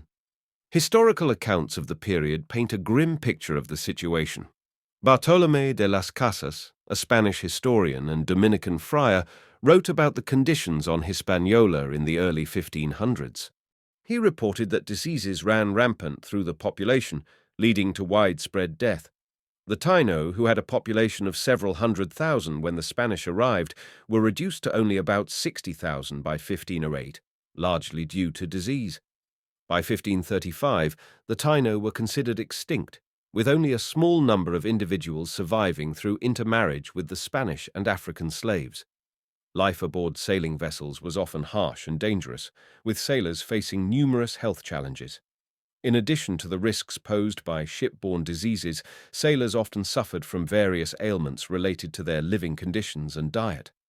Scurvy is a disease caused by a deficiency of vitamin C, which is essential for the production of collagen and the maintenance of healthy connective tissues. Sailors on long voyages often suffered from scurvy due to the lack of fresh fruits and vegetables in their diet. Symptoms of scurvy include fatigue, swollen and bleeding gums, joint pain, and anemia. The discovery of the link between scurvy and vitamin C deficiency led to the introduction of lemon or lime juice as a preventive measure on British Royal Navy ships. This practice earned British sailors the nickname limeys. Similarly, in the 18th century, poor Swiss-German immigrants to the US were described as krauts because they consumed sauerkraut for this same purpose. The implementation of citrus fruit rations greatly reduced the incidence of scurvy among sailors and contributed to the success of long-distance naval expeditions. In addition to scurvy, sailors faced a range of other health problems related to their living conditions, diet, and the physical demands of their work. Some common ailments included dysentery, which was caused by poor sanitation and contaminated food and water supplies aboard ships. Typhus, also known as ship fever, was a bacterial infection transmitted by lice or fleas. Beriberi, caused by a deficiency of thiamine, vitamin B1, was another common ailment among sailors who subsisted on a diet lacking fresh fruits, vegetables, and whole grains. Malnutrition was a result of the limited and often poor quality food supplies available on long voyages, and it exacerbated the effects of other diseases while increasing sailors' vulnerability to infection. The arrival of diseased ships in port cities led to devastating outbreaks, as was the case with the Great Plague of Marseille in 1720. This outbreak was the last major occurrence of bubonic plague in Western Europe and resulted in the death of over 100,000 people. Chapter 13. Songs of the Sea. The vibrant tradition of sea shanties. Sea shanties have been an integral part of maritime life for centuries. These work songs originated as a form of oral tradition among sailors and seafarers, serving a practical purpose in the daily tasks and routines of life at sea. In this chapter, we will explore the rich history and cultural significance of sea shanties, from their origins to their ongoing influence on modern music and culture. They served a variety of purposes for sailors and seafarers. They provided a rhythm for work tasks, promoting teamwork and efficiency, while also boosting morale and offering entertainment during long voyages. Some shanties were specifically associated with certain tasks, such as hauling on a line or raising a sail, while others were more general and could be used for a range of activities. There were several different types of sea shanties, each with its own unique rhythm and purpose. Capstan shanties were used for tasks that required a steady, repetitive motion, such as raising the anchor or turning the capstan. Halyard shanties were used for raising and lowering sails, while short-drag shanties were used for shorter, more intense tasks. The lyrics of sea shanties often reflected aspects of maritime life, including tales of adventure, love, and hardship. Characters such as pirates, sailors, and women left behind on shore were common subjects, and many shanties featured vivid descriptions of life at sea. Sea shanties varied across different maritime cultures and regions, with distinctive characteristics and styles. The themes and lyrics reflected the unique experiences and traditions of each group. For example, British sea shanties tended to be more somber and melancholic, while American shanties were often more upbeat and lively. The songs of whalers were distinct from those of merchant sailors, and different regions had their own local variations and traditions. Sea shanties evolved and adapted over time, reflecting changes in the sailing and shipbuilding industries. As ships became larger and more complex, new shanties were created to suit the needs of the crews. The rise of steam-powered ships and the decline of sailing vessels marked the end of the era of sea shanties as a practical necessity, but their cultural significance continued to endure. One fascinating story about sea shanties comes from the era of the American Civil War. The Union blockade of Confederate ports was a significant strategy, and the Union Navy's effectiveness in carrying out this mission was partly aided by a shanty known as Roll, Alabama Roll. The CSS Alabama was a Confederate commerce raider, built in Britain, that wreaked havoc on Union merchant and whaling ships. She was so effective and notorious that she became a legend among seafarers. However, in June 1864, the Alabama was sunk off the coast of Cherbourg, France, by the USS Kearsarge. Roll, Alabama Roll was a shanty that was sung by Union sailors after the sinking of the Alabama, and it narrates the story of the construction, exploits, and eventual destruction of the Confederate ship. In the rhythmic and melodic structure typical of sea shanties, this song tells of a specific historical event, preserving it in the collective memory of seafarers and passing it down through generations. Interestingly, the song has an upbeat tempo, which seems contrary to the dire fate of the Alabama. However, for the Union sailors, this was a song of triumph and celebration. The lyrics themselves reflect a mix of storytelling and pride in the Union Navy's achievement. The song serves as a reminder that while sea shanties were used to facilitate work, they were also used to commemorate significant events and express emotions. The full sea shanty, Roll, Alabama Roll. When the Alabama's keel was laid, roll, Alabama, roll. 'Twas laid in the yard of Jonathan Laird. O roll, Alabama, roll. 'Twas laid in the yard of Jonathan Laird. Roll, Alabama, roll. 'Twas laid in the town of Birkenhead. O roll, Alabama, roll. Down the Mersey way she rolled then. Roll, Alabama, roll. Liverpool fitted her with guns and men. O roll, Alabama, roll. From the Western Isle she sailed forth. Roll, Alabama, roll. To destroy the commerce of the North. O roll, Alabama, roll. To Cherbourg port she sailed one day. Roll, Alabama, roll. To take her count of prize money. O roll, Alabama, roll. Many a sailor lad he met his doom. Roll, Alabama, roll. When the Kearsarge it hove in view. O roll, Alabama, roll. Till a ball from the forward pivot that day. Roll, Alabama, roll. Shot the Alabama's stern away. O roll, Alabama, roll. The Kearsarge won. The Alabama so brave. Roll, Alabama, roll. Sank to the bottom, to a watery grave. O roll, Alabama, roll. Efforts to collect, preserve, and share sea shanties began in the early 20th century, with folklorists and musicians recognizing their historical and cultural significance. In recent years, there has been a resurgence of interest in sea shanties, with many musicians and enthusiasts reviving the tradition and sharing it with a wider audience through social media and other platforms. Chapter 14. Unveiling the Frozen Continent. Antarctica, Earth's southernmost continent, is a land of extremes. With a surface area of 14 million square kilometers, it is the fifth largest continent and is nearly twice the size of Australia. The Antarctic ice sheet, which covers 98% of the continent, contains about 90% of the world's ice and 70% of its fresh water. Despite these impressive statistics, Antarctica remained the last continent to be discovered and explored, a testament to its remote location and inhospitable conditions. The discovery of Antarctica holds significant importance in the history of seafaring and exploration. As a region virtually untouched by human presence, Antarctica has become a valuable source of scientific research, offering insights into Earth's climate history, biodiversity, and the potential impacts of climate change. The pursuit of knowledge and understanding has led to international cooperation and the establishment of the Antarctic Treaty System, promoting peace and scientific collaboration in this unique environment. The concept of a large southern landmass dates back to the time of the ancient Greeks, who believed in the existence of terra australis incognita, or unknown southern land.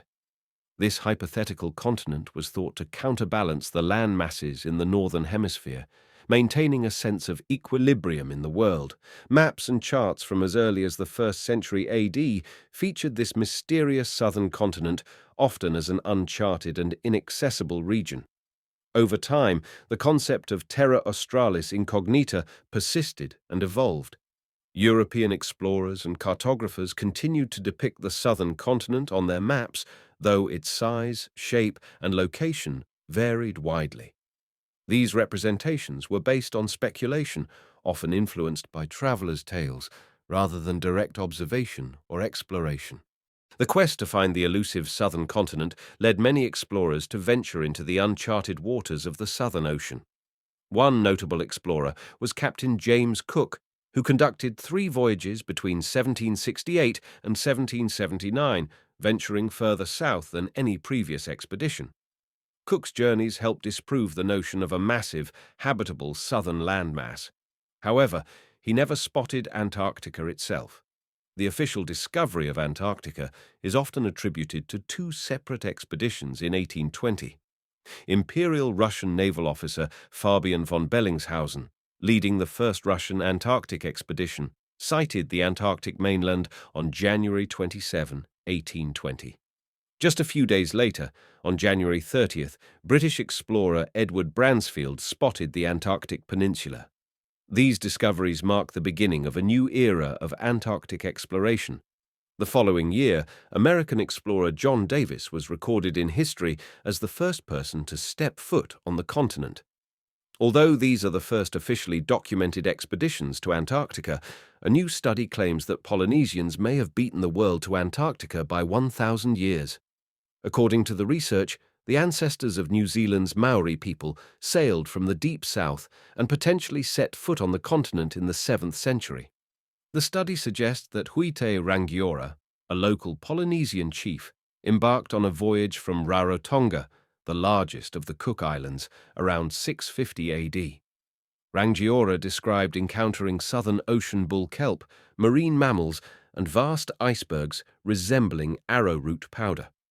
The researchers noted that Rangiora named the ocean Te Tai Uka Apia, which translates to the frozen ocean. They believe that Rangiora and his crew reached the Ross Ice Shelf in their sailing boat, becoming likely the first humans to see Antarctic waters and potentially the continent itself. Polynesian explorers like Rangiora were known to traverse the Pacific, much like Western explorers would navigate a lake. Led by Dr. Priscilla Wehi, a conservation biologist at the University of Otago in New Zealand, the research team examined oral Maori histories and cultural artifacts, including carvings that depicted voyages, navigational knowledge, and astronomical understanding. The findings suggest that connections between the Maori and Antarctica have existed since ancient voyaging and have continued through European-led exploration, scientific research, fishing, and more. The research team believes that the achievements of Polynesian explorers have been overlooked in history books, and their study sheds light on the early exploration of Antarctica. Following the initial discovery of Antarctica, a number of expeditions were launched to explore and study the continent. The late 19th and early 20th centuries, often referred to as the heroic age of Antarctic exploration, saw many daring and ambitious attempts to chart the landscape, conduct scientific research, and reach the geographic South Pole. Norwegian explorer Roald Amundsen, British explorer Robert Falcon Scott, and Irish explorer Ernest Shackleton were among the most prominent figures of this era. In 1911, Amundsen and his team became the first to reach the South Pole, followed by Scott's ill-fated Terra Nova expedition, during which Scott and his team perished on their return journey. Shackleton's 1914 to 1917 Imperial Trans-Antarctic Expedition aimed to traverse the continent, but ultimately became a remarkable tale of survival after his ship, the Endurance, became trapped in pack ice and was crushed. As expeditions to Antarctica became more frequent, several nations began to stake territorial claims on the continent. By the mid-20th century, Argentina, Australia, Chile, France, New Zealand, Norway, and the United Kingdom had all made claims to parts of Antarctica. These claims sometimes led to diplomatic tensions and disputes, as overlapping claims and the strategic importance of the continent fueled competition among nations. To address these issues, the Antarctic Treaty was signed in 1959 by 12 countries, including the United States and the Soviet Union.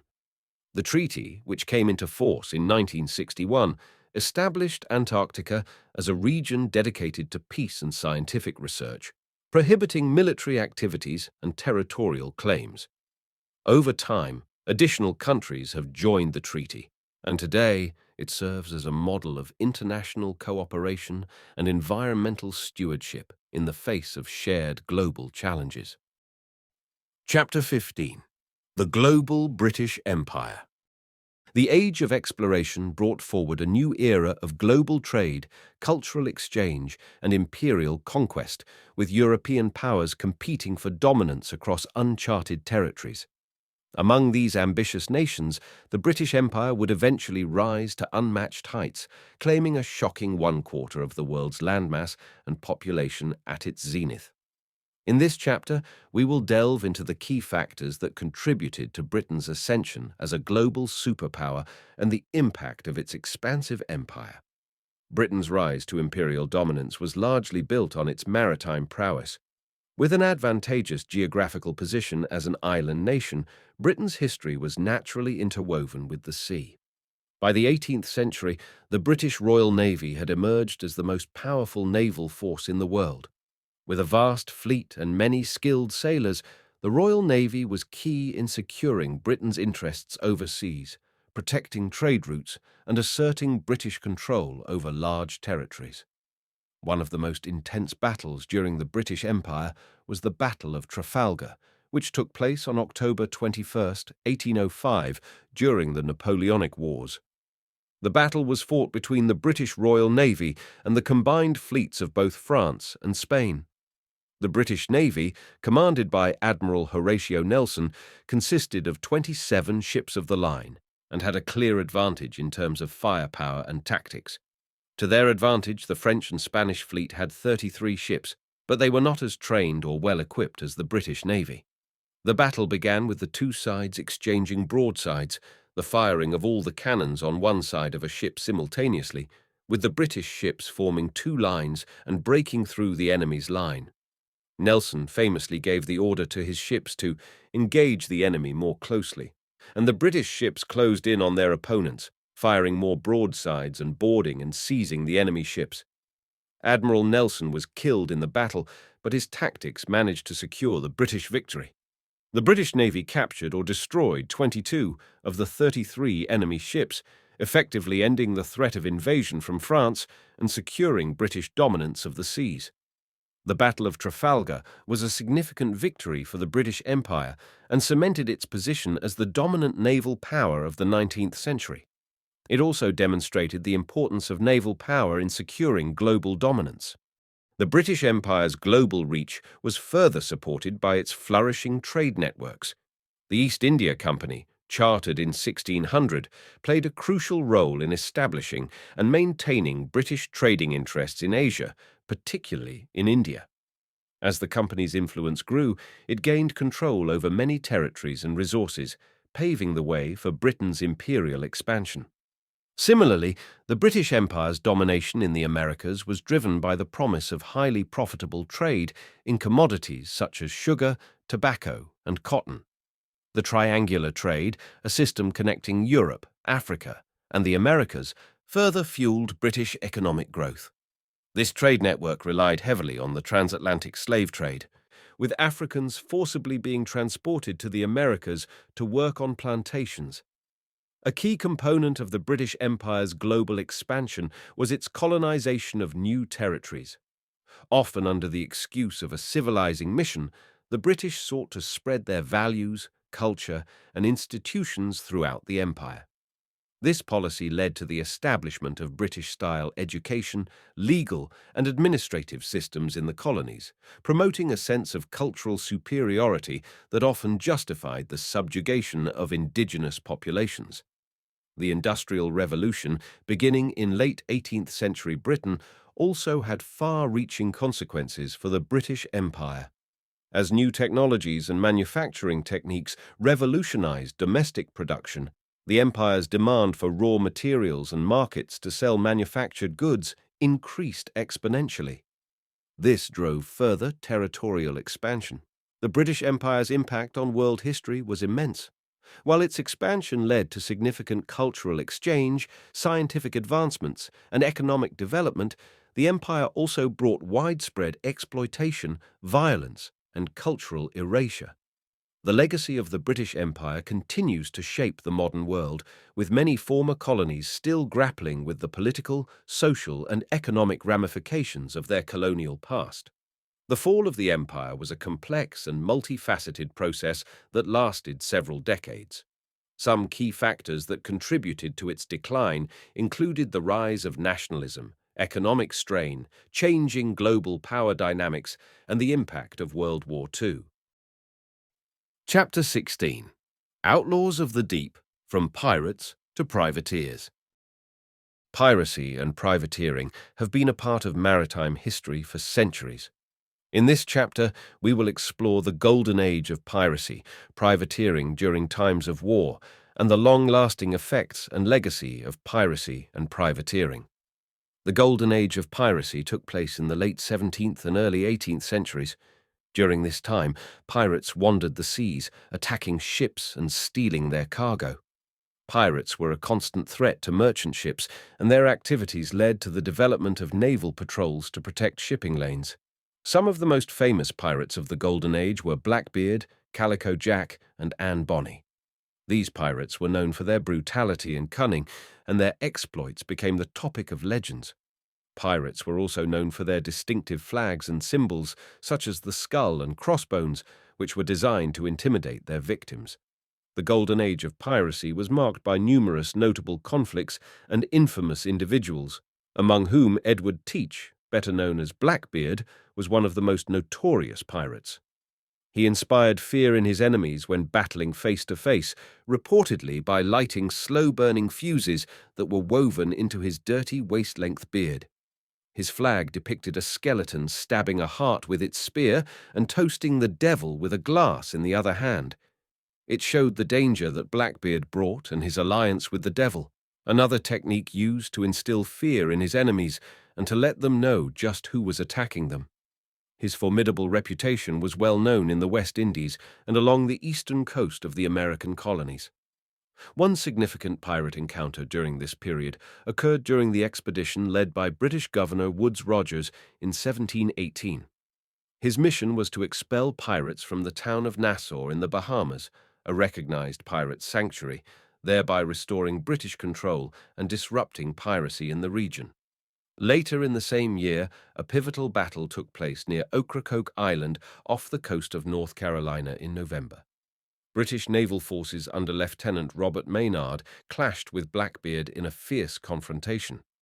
Blackbeard, known for his audacity and rumoured to have a fearsome appearance, with a long black beard and multiple pistols strapped to his chest, engaged Maynard's forces. Contrary to popular belief, Queen Anne's Revenge, Blackbeard's infamous ship, was not present during this clash, as she had run aground and was abandoned 6 months prior to this battle.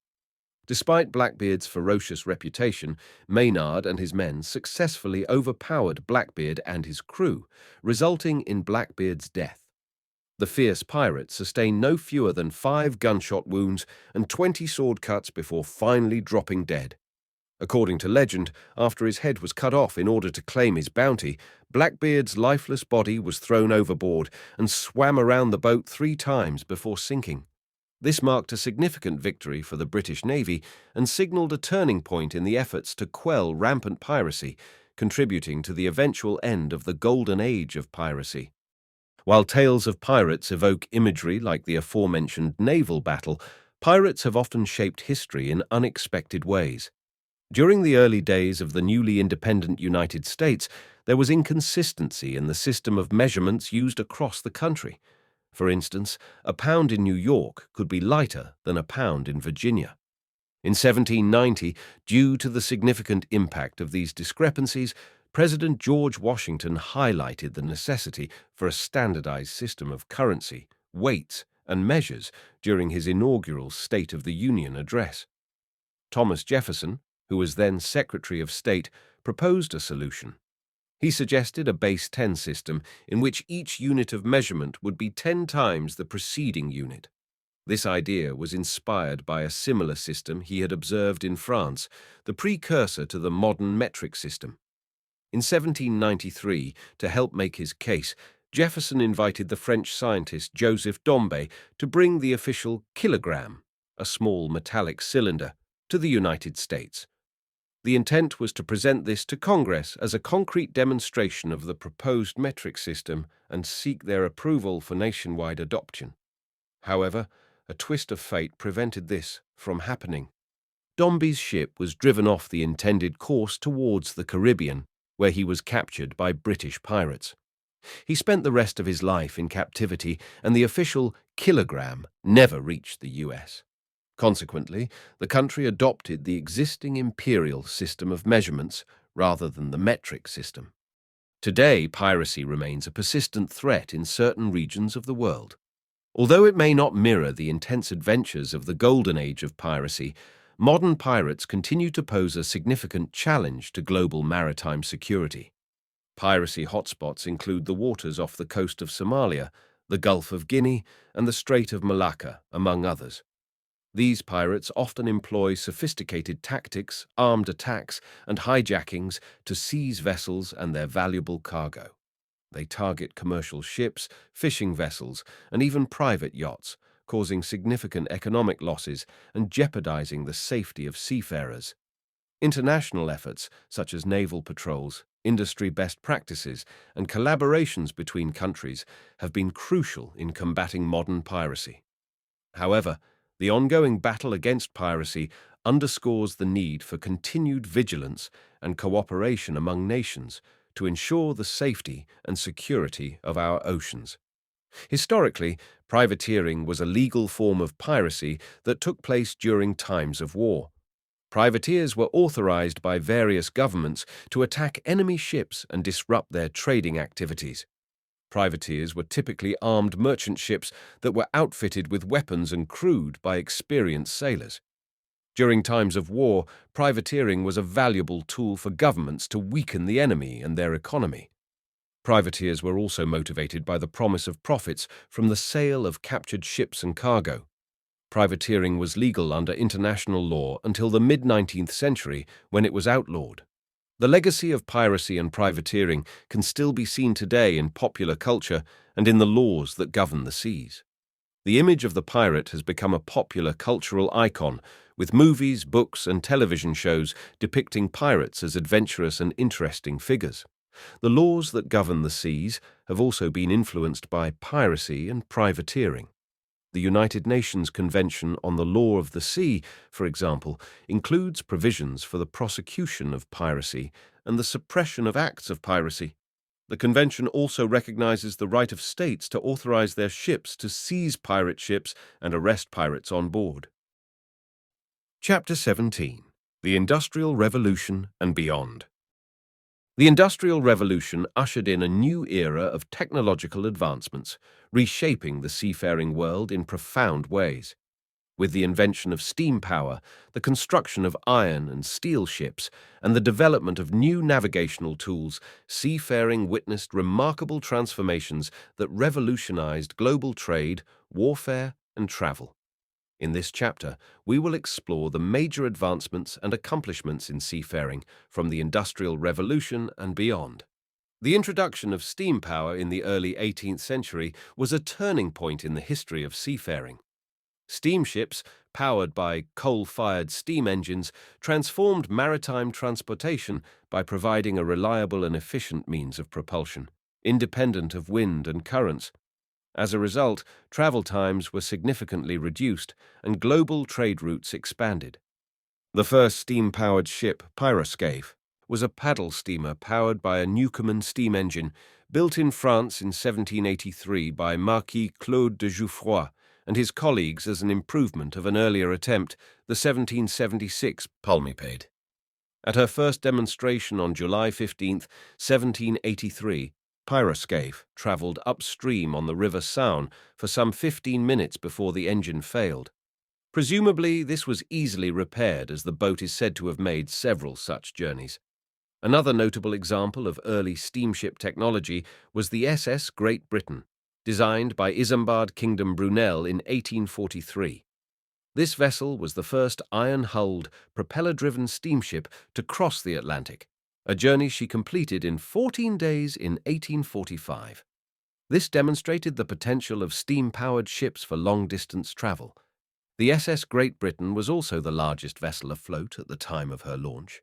She had a length of 322 feet, 98 meters, and a displacement of 3,400 tons, which refers to the weight of the volume of water displaced by a vessel in normal seagoing conditions.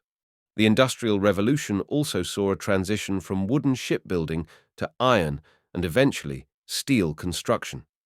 Iron and steel ships were stronger, more durable, and allowed for larger vessel designs, increasing cargo capacity and efficiency. The construction of the SS Great Eastern in the 1850s, also designed by Brunel, marked a significant milestone in shipbuilding. At the time, she was the largest ship ever built, with a double iron hull and a combination of steam and sail propulsion.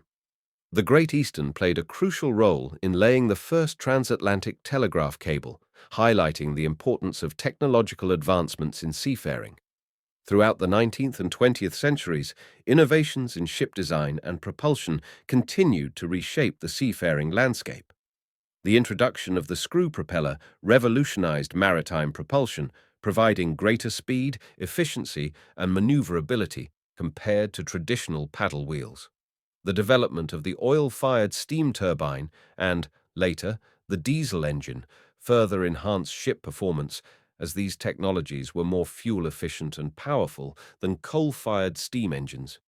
In the 20th century, the advent of nuclear-powered vessels, such as the USS Nautilus, the world's first operational nuclear-powered submarine, named after the fictional Nautilus described in Jules Verne's novel 20,000 Leagues Under the Sea, opened new possibilities for naval warfare and exploration. The Industrial Revolution and subsequent technological advancements also improved navigational tools and techniques. The development of the marine chronometer in the 18th century, for example, allowed sailors to accurately determine their longitude at sea, greatly enhancing navigation precision. In the 20th century, electronic navigation systems, such as radar and GPS, revolutionized maritime navigation by providing real-time information about a ship's position, course, and speed. These advancements significantly improved the safety and efficiency of maritime travel.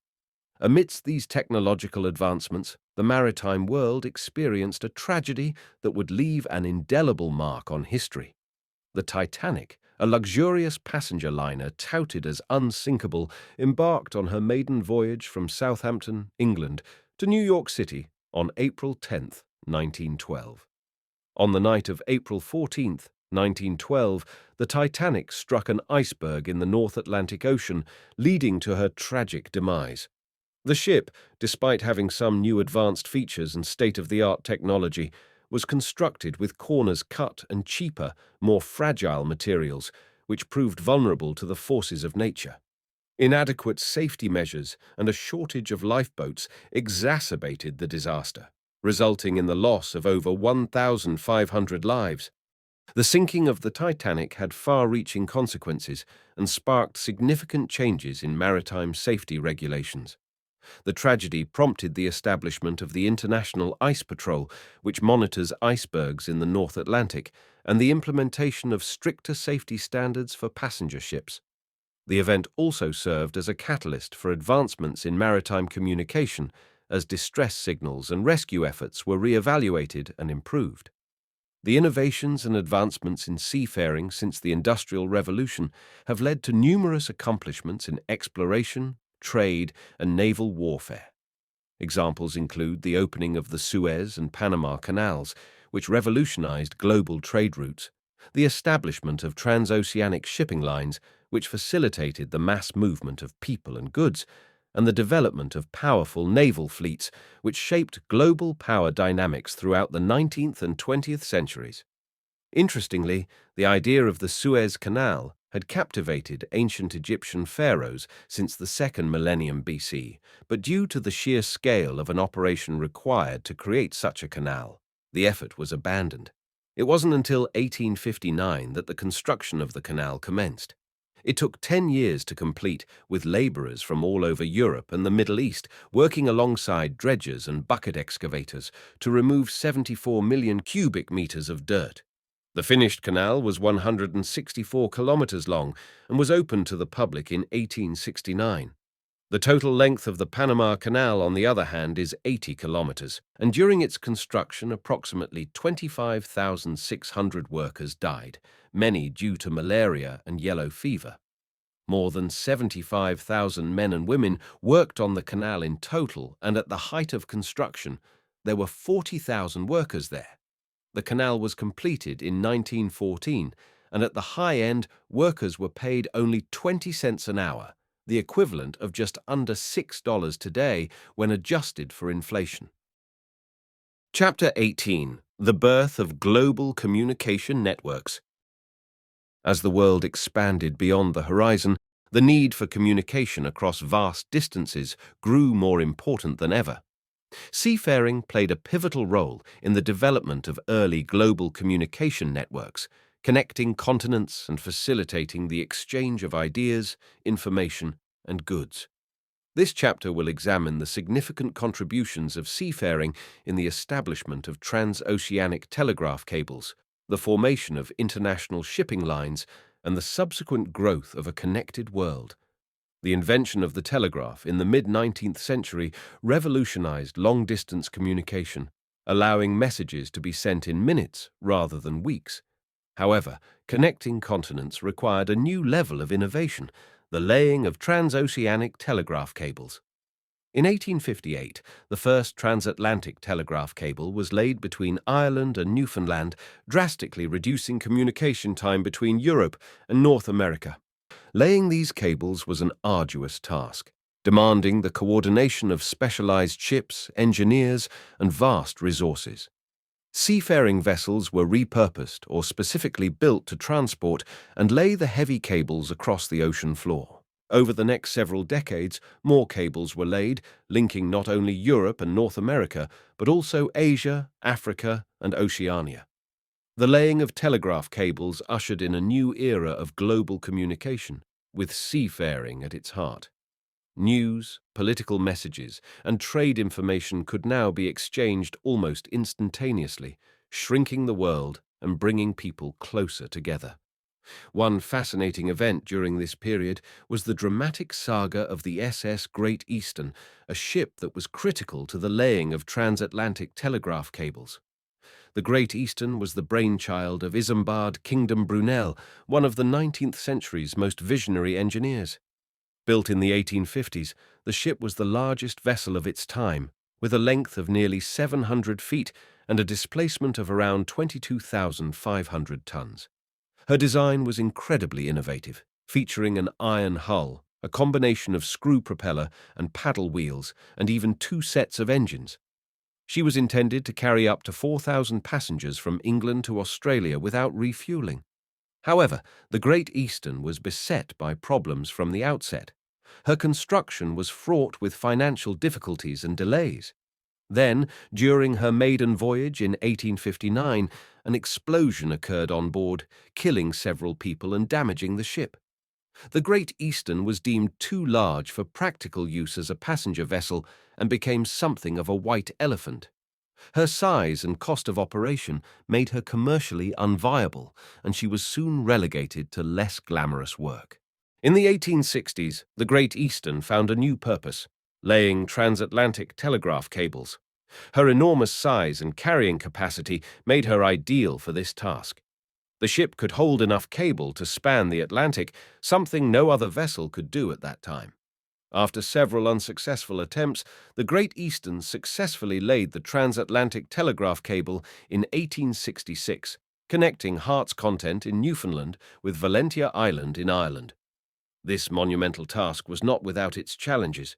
The 1865 attempt to lay the cable failed when, after more than 1,200 miles of cable had been laid, it snapped and sank to the ocean floor. However, undeterred by this setback, a new expedition was mounted the following year. Not only did the 1866 expedition successfully lay a new cable, but it also managed to grapple and recover the lost 1865 cable from the ocean floor, splice it, and complete its connection to Newfoundland. This was an extraordinary feat of engineering and seamanship, one that firmly established the Great Eastern's place in the history of global communication. As global trade expanded, so too did the need for efficient and reliable transportation of goods between continents. The 19th and early 20th centuries saw the establishment of numerous international shipping lines, with seafaring vessels designed to carry cargo and passengers across the world's oceans. These shipping lines were critical in connecting markets, promoting international commerce, and fostering cultural exchange. Steamships, powered by coal, revolutionized seafaring by offering greater speed and reliability compared to sailing vessels. Shipping lines, such as the White Star Line, Cunard Line, and the Hamburg America Line, became household names and symbols of national pride. Ports around the world grew in size and importance, serving as hubs for the exchange of goods and ideas. These shipping lines were also instrumental in the mass migration of people in search of new opportunities. Millions of Europeans, Asians, and others crossed the oceans to settle in new lands, contributing to the cultural melting pot that is the modern world. Chapter 19. The Final Sail. The End of the Commercial Sailing Era.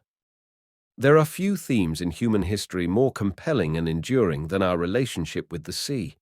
The sea, a formidable and unending expanse of blue, has been our partner in exploration, trade, and warfare since the dawn of civilization. As the sun began to set on the era of commercial sailing, the silhouettes of majestic barks cast their final shadows upon the shimmering oceans. This was an age of transition, when wooden decks and billowing sails gave way to steel hulls and churning engines. To understand this transition, one need look no further than the book Under Full Sail, Reflections and Tales by Frederick D. Wilhelmsen, a great friend of my late grandfather Dr. James Millard Fougerousse, with whom he sailed many times. Wilhelmsen recounts his experiences aboard Omega, one of the last square-rigged commercial sailing ships. In 1953, the only commercial square-rigged sailing ships still operating anywhere in the world were the Peruvian guano barks, the three masters Tellus and Maipo, and the four-master Omega. In 1957, Omega became the last of its kind. Built in the shipyards of Glasgow, Scotland in 1886, the Omega was the pinnacle of sailing technology. Her three masts stood tall against the sky, carrying a cloud of canvas that billowed and fluttered, a perfect harmony of human ingenuity and nature's force. The Omega was a symbol of an age-old tradition, an embodiment of human resilience and the spirit of adventure. The Pamir, a four-masted bark, holds a similar place in the annals of nautical history. She was one of the renowned flying pea-liner sailing ships of the German shipping company F. Leis. Her sails danced in the fierce winds of the southern seas one final time as she rounded Cape Horn in 1949. This journey made her the last commercial sailing ship to take on this challenging route. By 1957, the Pamir, like Omega, had been rendered obsolete by the advent of modern bulk carriers, unable to compete in an age driven by profit margins and efficiency. To truly understand the pinnacle of sailing craftsmanship, consider the Preußen, a German five-masted, full-rigged ship designed for the nitrate trade. Among seafarers, she is often revered as the greatest sailing ship ever built. Her five masts rose like titans from her deck, each supporting a vast tapestry of sails that propelled her across the world's oceans. The Preußen represented the apotheosis of the commercial sailing era, an epitome of design and functionality that was soon to be replaced by the rise of industrial shipping. As the era of commercial sailing neared its end, a captivating event transpired that would test the limits of both tradition and progress. Known as the Grain Race or the Great Grain Race, it was an annual sailing competition that took place during the 1930s. The race involved square-rigged grain carriers loaded with wheat departing from South Australia's grain ports on Spencer Gulf. These majestic windjammers embarked on a daring journey across the treacherous Southern Ocean, around Cape Horn and up the Atlantic to deliver their precious cargo to ports in the United Kingdom.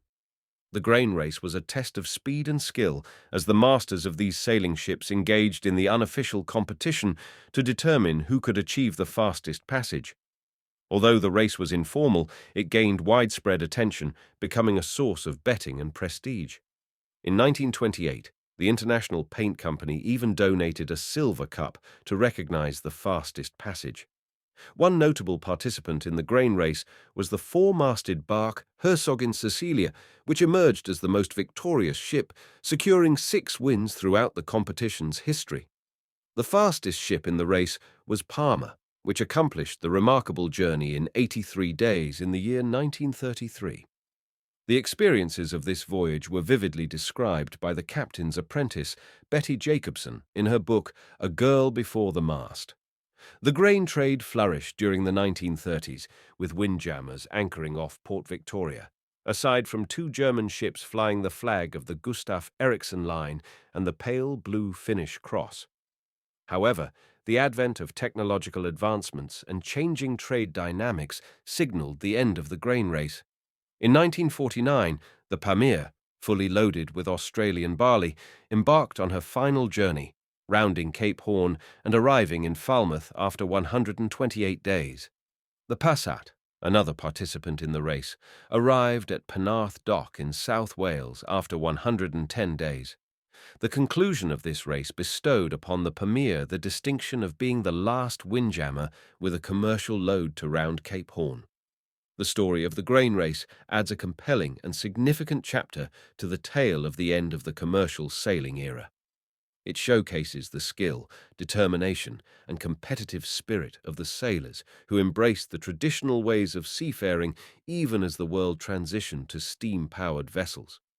The grain race represents the final grand display of the windjammer's prowess and the enduring legacy of these majestic ships. The end of the commercial sailing era was both an end and a beginning. As these grand sailing ships made their final voyages, the modern shipping era was ushered in. Yet, the stories of Omega, Pamir, and the Preußen serve as poignant reminders of a bygone era when the wind and the sea ruled trade, exploration, and transportation. The ingenuity, courage, and tenacity of the sailors who helmed these ships continue to inspire maritime adventurers, embodying the essence of the old adage coined by Jacques Cousteau. The sea, Once it casts its spell, holds one in its net of wonder forever. Chapter 20. The Most Powerful Navy Ever Assembled. The United States Navy stands as the most formidable and technologically advanced maritime force in history. Its roots can be traced back to the early days of the American Revolution, when it emerged as a response to the British Royal Navy's control over the seas. Over the years, the U.S. Navy has played a crucial role in shaping global politics, asserting American influence, and maintaining international maritime security. In this chapter, we will delve into the history, development, and key moments that have solidified the U.S. Navy's reputation as the most powerful navy ever assembled. The United States Navy was officially established on October 13, 1775, when the Continental Congress authorized the construction and manning of two armed vessels to intercept British supply ships. The fledgling Navy, however, had a tumultuous start. Shortages of funding, manpower, and resources made it difficult for the U.S. to challenge the British Royal Navy. Despite these challenges, the Continental Navy achieved some notable victories, such as the capture of several British vessels and the successful defense of the Delaware River during the Revolutionary War. Throughout the 19th century, the U.S. Navy continued to grow and adapt to new challenges. It played a critical role in the War of 1812, the Mexican-American War, and the American Civil War. With each conflict, the Navy improved its capabilities and expanded its influence, becoming a force to be reckoned with on the global stage. World War I and World War II were pivotal moments in the history of the U.S. Navy. The wars highlighted the importance of sea power in determining the outcome of major conflicts and emphasized the need for a strong and modern naval force. During World War I, the U.S. Navy successfully protected American shipping and assisted the Allies with convoy escorts and anti-submarine warfare. One famous U.S. Navy ship that was constructed during World War I was the USS Arizona, BB-39. Commissioned in 1916, the USS Arizona did not see combat during World War I, but she did participate in training exercises and operations as part of the U.S. Atlantic Fleet. The ship is perhaps best known for its tragic fate during the attack on Pearl Harbor in 1941, when she was hit by several air-dropped armor-piercing bombs, one of which detonated an explosive-filled magazine, sinking the battleship and killing 1,177 of its officers and crewmen. The Arizona's service in World War I demonstrated the increasing importance of naval power and its role in global conflicts during that era. The Navy's prowess grew even more during World War II, as it played a central role in both the Atlantic and Pacific theaters. In the Pacific, the U.S. Navy's use of aircraft carriers proved to be a decisive factor in the defeat of the Japanese Empire. Key battles, such as the Battle of Midway, demonstrated the strategic value of naval aviation and aircraft carriers. By the end of the war, the U.S. Navy had emerged as the dominant global maritime force, dwarfing all other navies in terms of size, power, and technological advancements. The Cold War further emphasized the importance of a powerful navy, as the U.S. and the Soviet Union engaged in a tense standoff marked by a relentless arms race. The U.S. Navy played a vital role in maintaining a strategic balance of power, with its fleet of ballistic missile submarines providing a credible nuclear deterrent. Technological advancements during this period, such as the development of nuclear-powered vessels and advanced missile systems, solidified the U.S. Navy's position as the world's most powerful maritime force. In the post-Cold War era, the U.S. Navy continued to play a significant role in global affairs, maintaining presence in key strategic locations around the world. It participated in various military operations, from the Gulf War to the War on Terror, ensuring the safety of international shipping lanes and protecting American interests abroad. Throughout its history, the U.S. Navy has consistently adapted and evolved to face new challenges and maintain its dominance on the world stage. Its exceptional combination of size, technological advancements, and strategic prowess has allowed it to become the most powerful navy ever assembled. As the world continues to change, the U.S. Navy remains an enduring symbol of American military strength, ready to face the threats and challenges of the future. The rise of new global powers, technological breakthroughs, and an increasingly interconnected world will require the Navy to adapt and innovate. Nevertheless, the U.S. Navy's long history of overcoming obstacles, its commitment to excellence, and its unmatched resources give it the tools to maintain its dominance in the face of these challenges. Chapter 21. Unsolved Mysteries of the Sea. The world's oceans have long captivated our imaginations, as the vast and mysterious depths have given rise to countless unsolved enigmas. These maritime mysteries continue to intrigue us as we attempt to separate fact from fiction and search for answers to some of the most perplexing phenomena in the history of seafaring. In this chapter, we will explore three of the most famous maritime mysteries regarding the Bermuda Triangle, the Mary Celeste, and the USS Scorpion, SSN 589. The Bermuda Triangle, also known as the Devil's Triangle, is a loosely defined region in the western part of the North Atlantic Ocean, roughly bounded by Miami, Bermuda, and Puerto Rico. This area has gained notoriety due to the purportedly high number of ships and aircraft that have mysteriously vanished within its boundaries. While many of these disappearances can be attributed to human error, equipment malfunction, or natural disasters, some cases remain unexplained, fueling speculation and controversy. Among the most famous incidents in the Bermuda Triangle are the disappearance of the USS Cyclops in 1918, the loss of Flight 19 in 1945, and the vanishing of the SS Marine Sulphur Queen in 1963.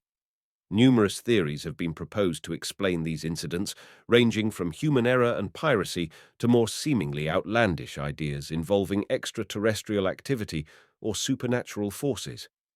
However, despite extensive investigations, no definitive explanation for all the disappearances has been found. The Mary Celeste is perhaps the most famous ghost ship in maritime history. She was discovered adrift and deserted in the Atlantic Ocean off the Azores Islands on December 4, 1872. The Canadian brigantine Dei Gratia found her in a disheveled but seaworthy condition under partial sail and with her lifeboat missing. The last entry in her log was dated 10 days earlier. She had left New York City for Genoa on November 7th, and when found, she was still amply provisioned. Her cargo of alcohol was intact, and the captain's and crew's personal belongings were undisturbed. None of those who had been on board were ever seen or heard from again, making the fate of the crew a persistent mystery. After her discovery, the Mary Celeste continued in service under new owners. In a twist of fate in 1885, her new captain deliberately wrecked her off the coast of Haiti as part of an attempted insurance fraud. Other notable ghost ship incidents include the SS Baichimo, which was abandoned in the Arctic in 1931 and continued to be sighted drifting for decades, and the MV Joyita, found adrift in the South Pacific in 1955, with no trace of her crew or passengers.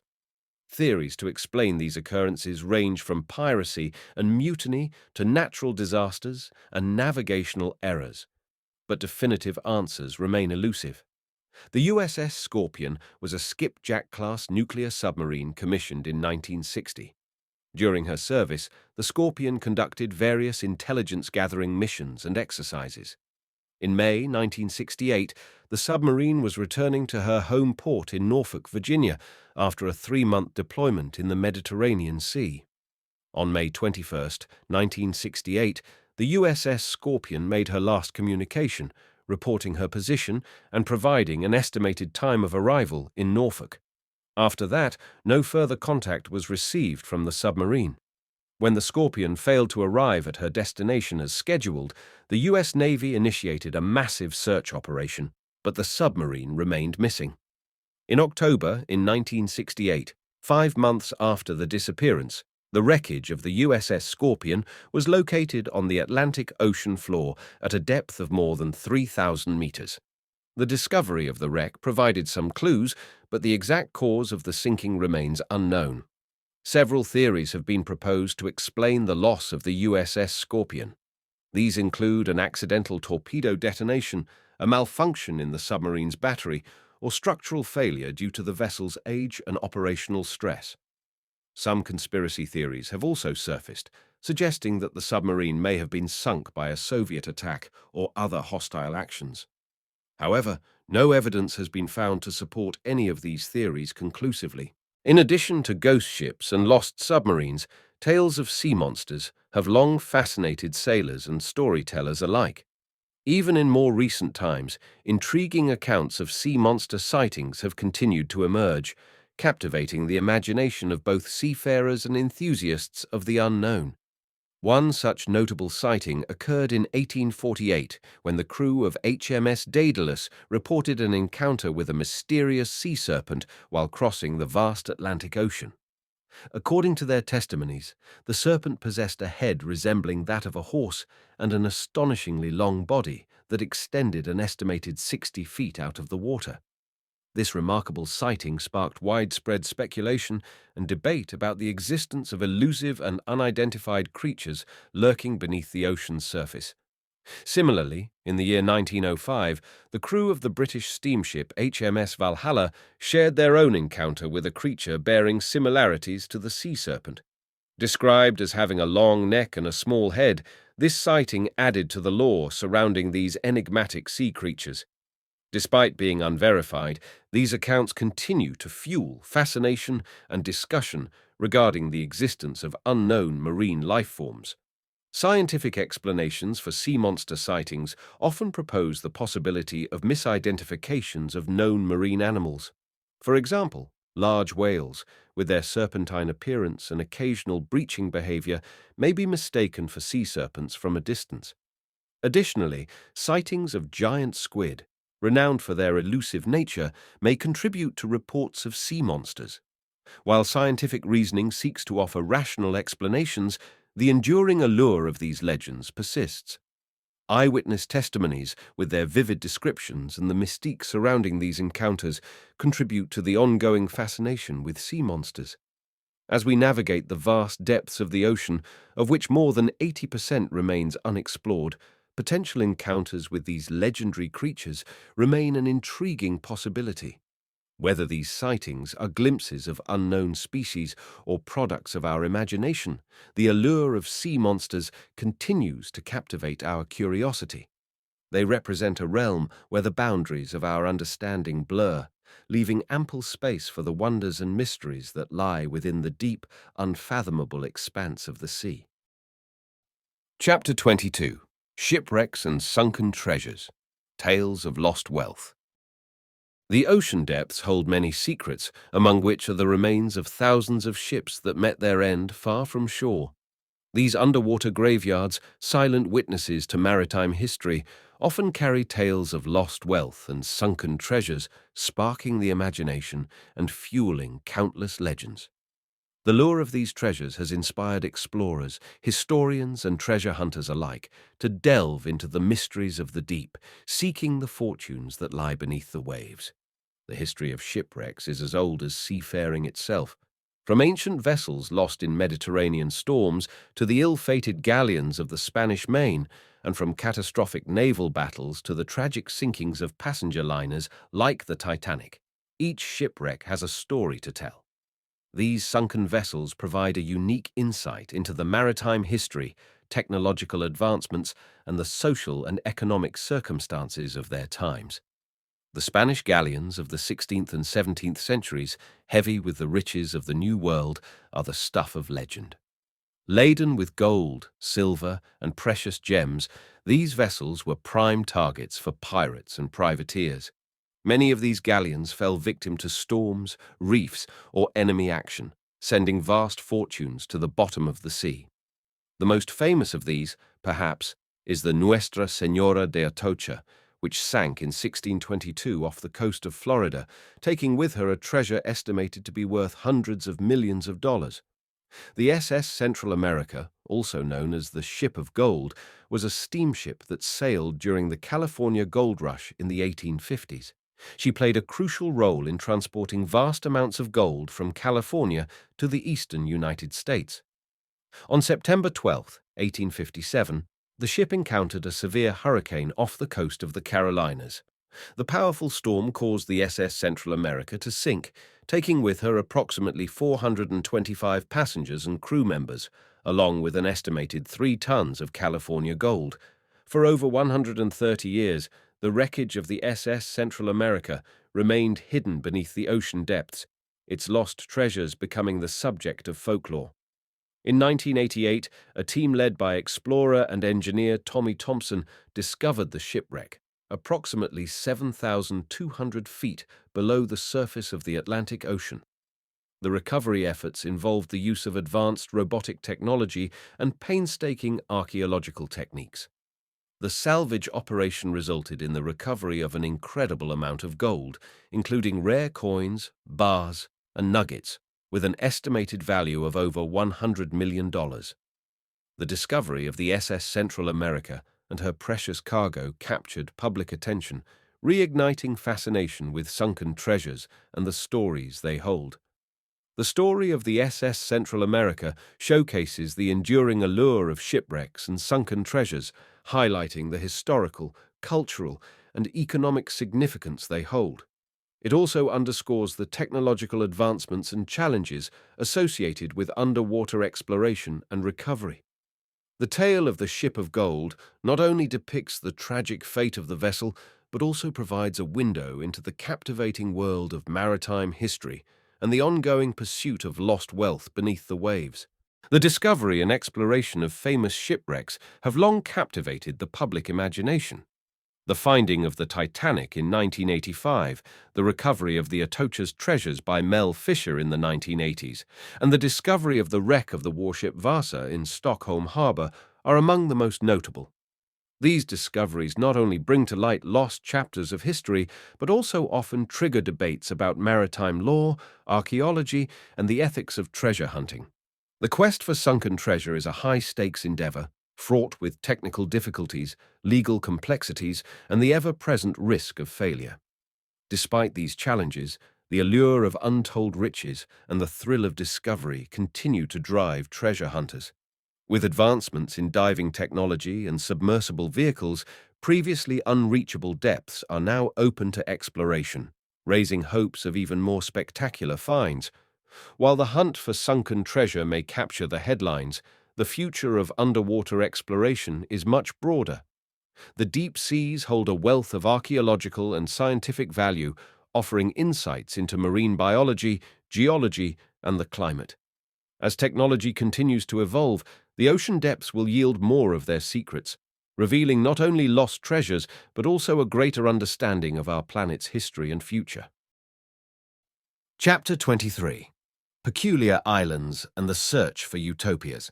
Since ancient times, people have been fascinated by the idea of undiscovered lands and the prospect of finding paradise on Earth.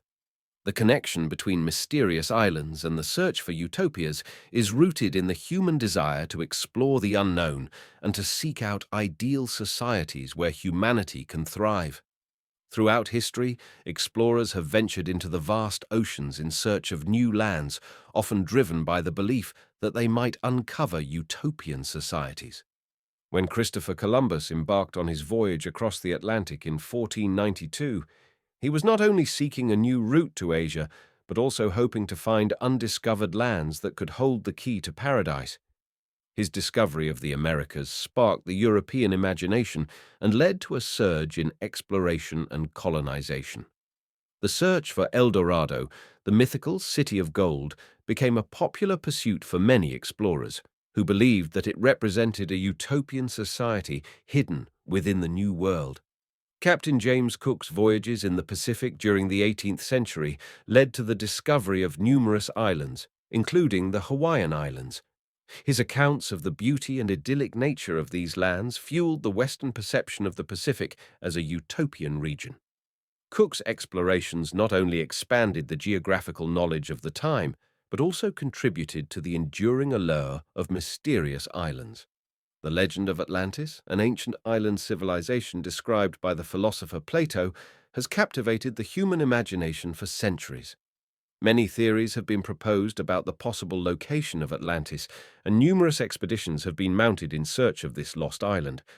Although no definitive evidence has been found to support the existence of Atlantis, the story continues to inspire the pursuit of hidden utopias and mysterious lands.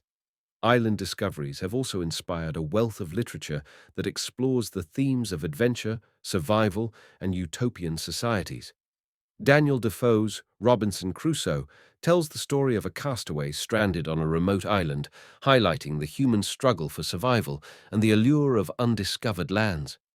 Jonathan Swift's Gulliver's Travels takes readers on a journey to strange and idyllic lands, reflecting the fascination with mysterious islands and the search for ideal societies. The concept of mysterious islands and the quest for paradise have found their way into film and television, with numerous movies and TV shows exploring these themes. From the tropical paradise of Gilligan's Island to the enigmatic and supernatural Lost, the enduring appeal of island narratives demonstrates the fascination with the unknown and the desire to uncover utopian societies. The search for utopian societies has also had a significant impact on philosophical thought, as evidenced by Thomas More's Utopia. This influential work presents a fictional account of an ideal society, sparking debate on the nature of perfection and the possibility of achieving it. The pursuit of utopian ideals continues to influence contemporary society, shaping politics, culture, and social movements. In 1587, an English settlement known as the Roanoke Colony was established on Roanoke Island, present-day North Carolina, as an attempt to establish a permanent English presence in the New World. Led by John White, the colonists aimed to create a thriving community and find a new civilization away from the societal constraints of England. However, when John White returned to England to gather supplies, he faced delays due to the Anglo-Spanish War.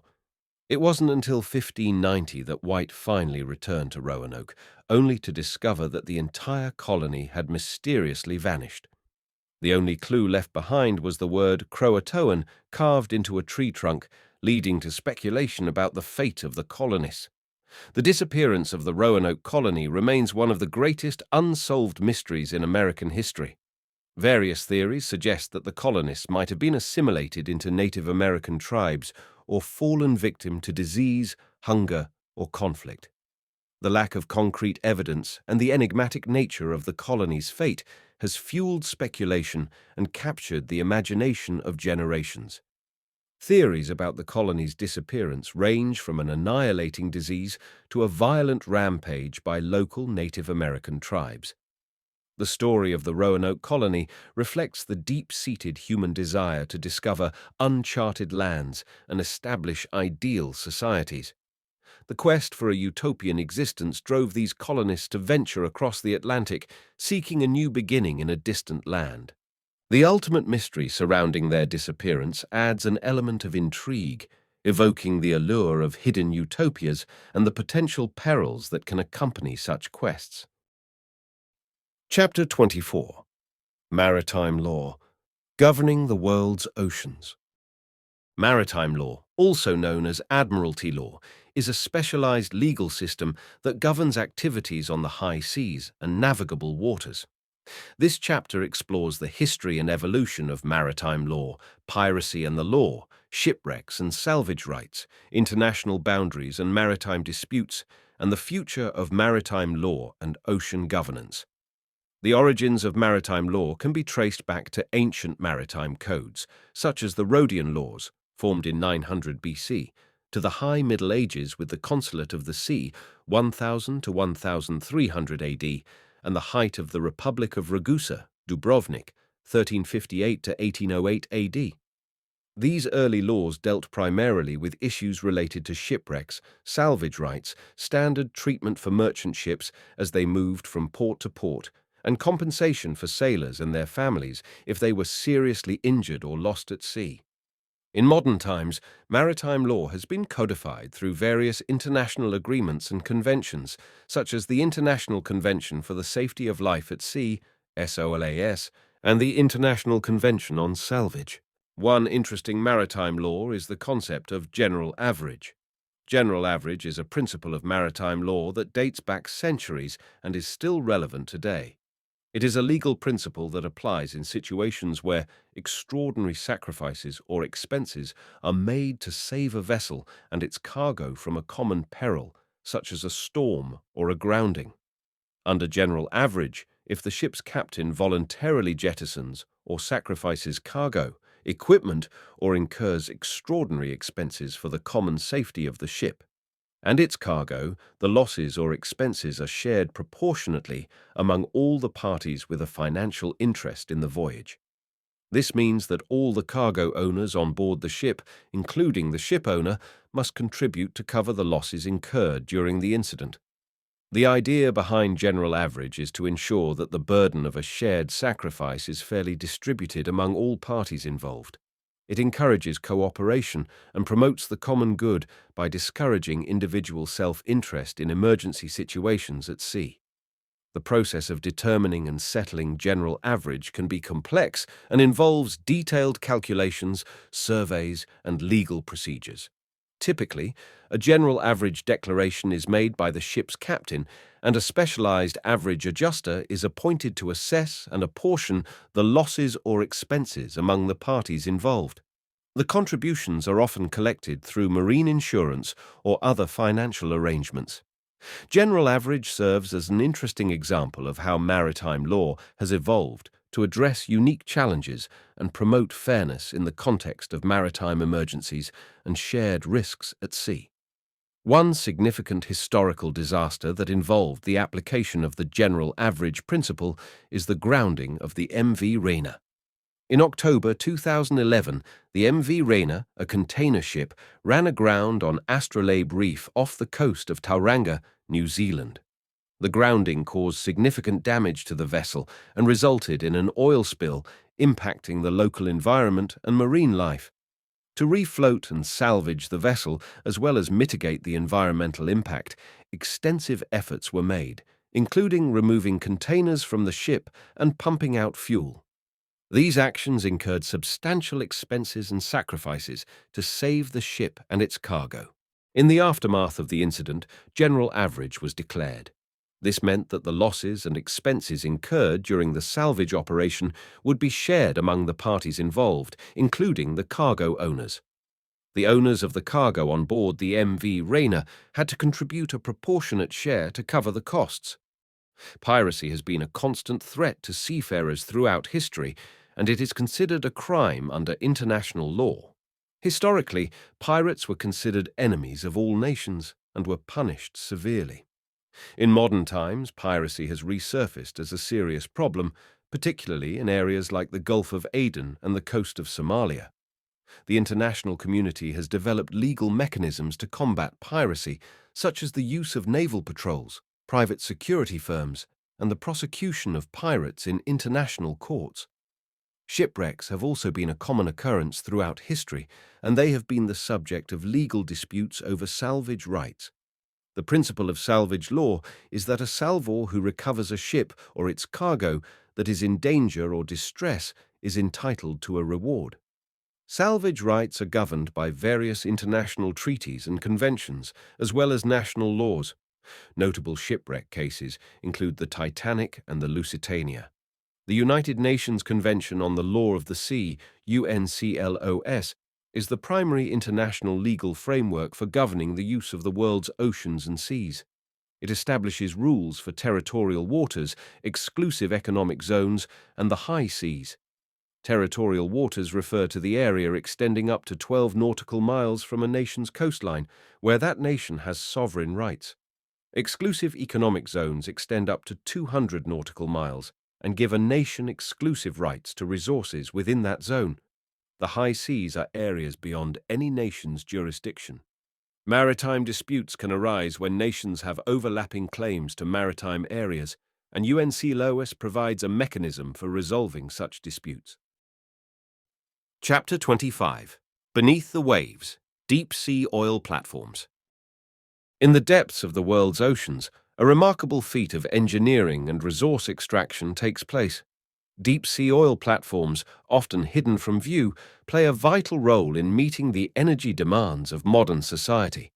This chapter delves into the origins of offshore drilling, The technological advancements that have revolutionized deep-sea oil exploration, the challenges faced by workers on these platforms, and the impact of deep-sea drilling on the maritime industry and the environment.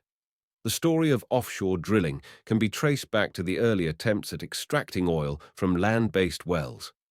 However, as land-based reserves became scarcer, the industry turned its attention to the vast untapped resources beneath the waves.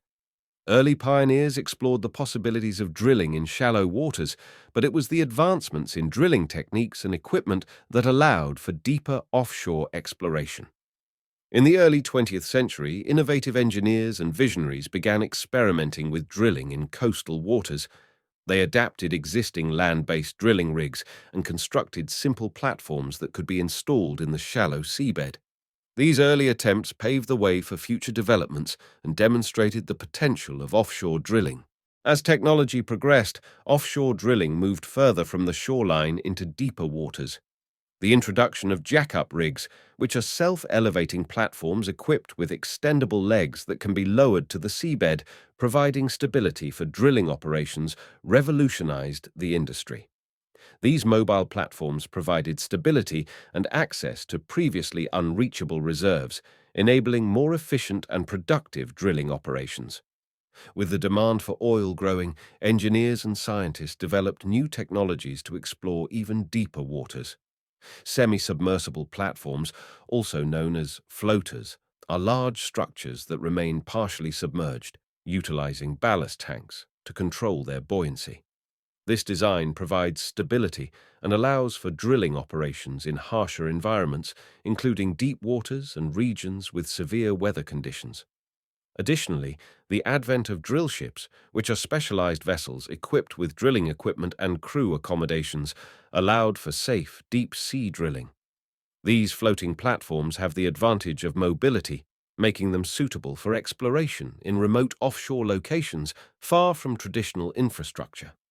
Drill ships have become instrumental in the development of deep-water reserves, enabling access to oil deposits previously deemed inaccessible. Floating production systems, such as floating production storage and offloading (FPSO) vessels, have revolutionized offshore oil extraction. These systems are capable of not only drilling, but also processing, storing, and offloading oil directly from the platform. This eliminates the need for fixed infrastructure, enabling production in remote offshore locations. The Perdido, Spanish for lost, is the deepest floating oil platform in the world at a water depth of about 2,450 meters, 8,040 feet, operated by the Shell Oil Company in the Gulf of Mexico. The platform is located in the Perdido Fold Belt, which is a rich discovery of crude oil and natural gas. One unfortunate event involving oil platforms is the Deepwater Horizon oil spill, also known as the BP oil spill, which occurred in the Gulf of Mexico in 2010.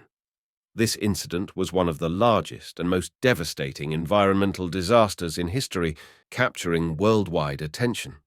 The Deepwater Horizon, an offshore drilling rig, experienced a blowout and explosion on April 20th, 2010, resulting in the sinking of the rig and the release of an estimated 4.9 million barrels of crude oil into the Gulf of Mexico over a period of 87 days.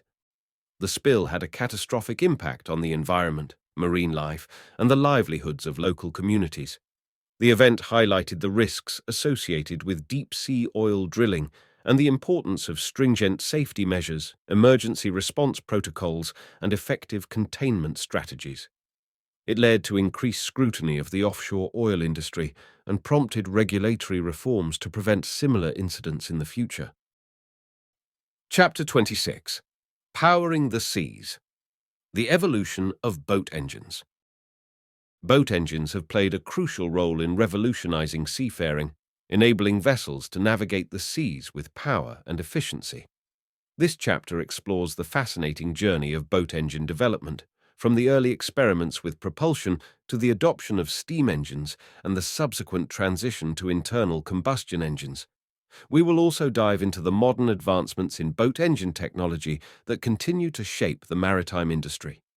The utilization of wind power through sails was a significant leap for boat propulsion. By capturing the wind's energy, sailors could harness its force to navigate the seas. Early sail designs, such as square sails and lateen sails, allowed boats to travel long distances and explore new territories, shaping the course of seafaring history. While sailing was an incredibly effective method of transportation, the absence of wind could incapacitate ships for unforeseeable amounts of time, making it necessary to find other means of propulsion. Rowing and paddling are methods that have been used since ancient times. Paddle wheels, driven by humans or sometimes animals, were rotating wheels with attached paddles that created forward motion by pushing against the water. While effective for short distances and in calm waters, paddle wheels had limitations that would later be overcome by technological advancements. One example is the team boat, a ferry powered by horses or mules walking on a treadmill that would turn the paddle wheels. The first documented horse-powered boat in the United States was built on the Delaware River in 1791 by John Fitch. The advent of steam power brought about a transformative era in boat engine development, revolutionizing maritime transportation and trade. The development of steam engines, pioneered by inventors such as Thomas Newcomen and James Watt, sparked a revolution in boat propulsion. Steam engines harnessed the power of pressurized steam to create rotational motion, enabling boats to move against strong currents and travel upstream. Steam-powered boats, known as steamboats, quickly became instrumental in river and coastal navigation and transportation. They provided a faster and more reliable means of travel, revolutionizing trade and commerce.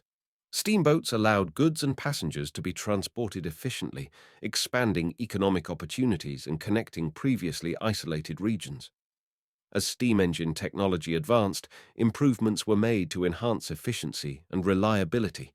Innovations such as compound engines, which increased power and reduced fuel consumption, and the use of condensers for improved steam generation contributed to the widespread adoption of steam power in the maritime industry. The invention of internal combustion engines marked a significant shift in boat engine technology, providing a more compact and versatile power source. With the discovery of fossil fuels, internal combustion engines emerged as a viable alternative to steam power.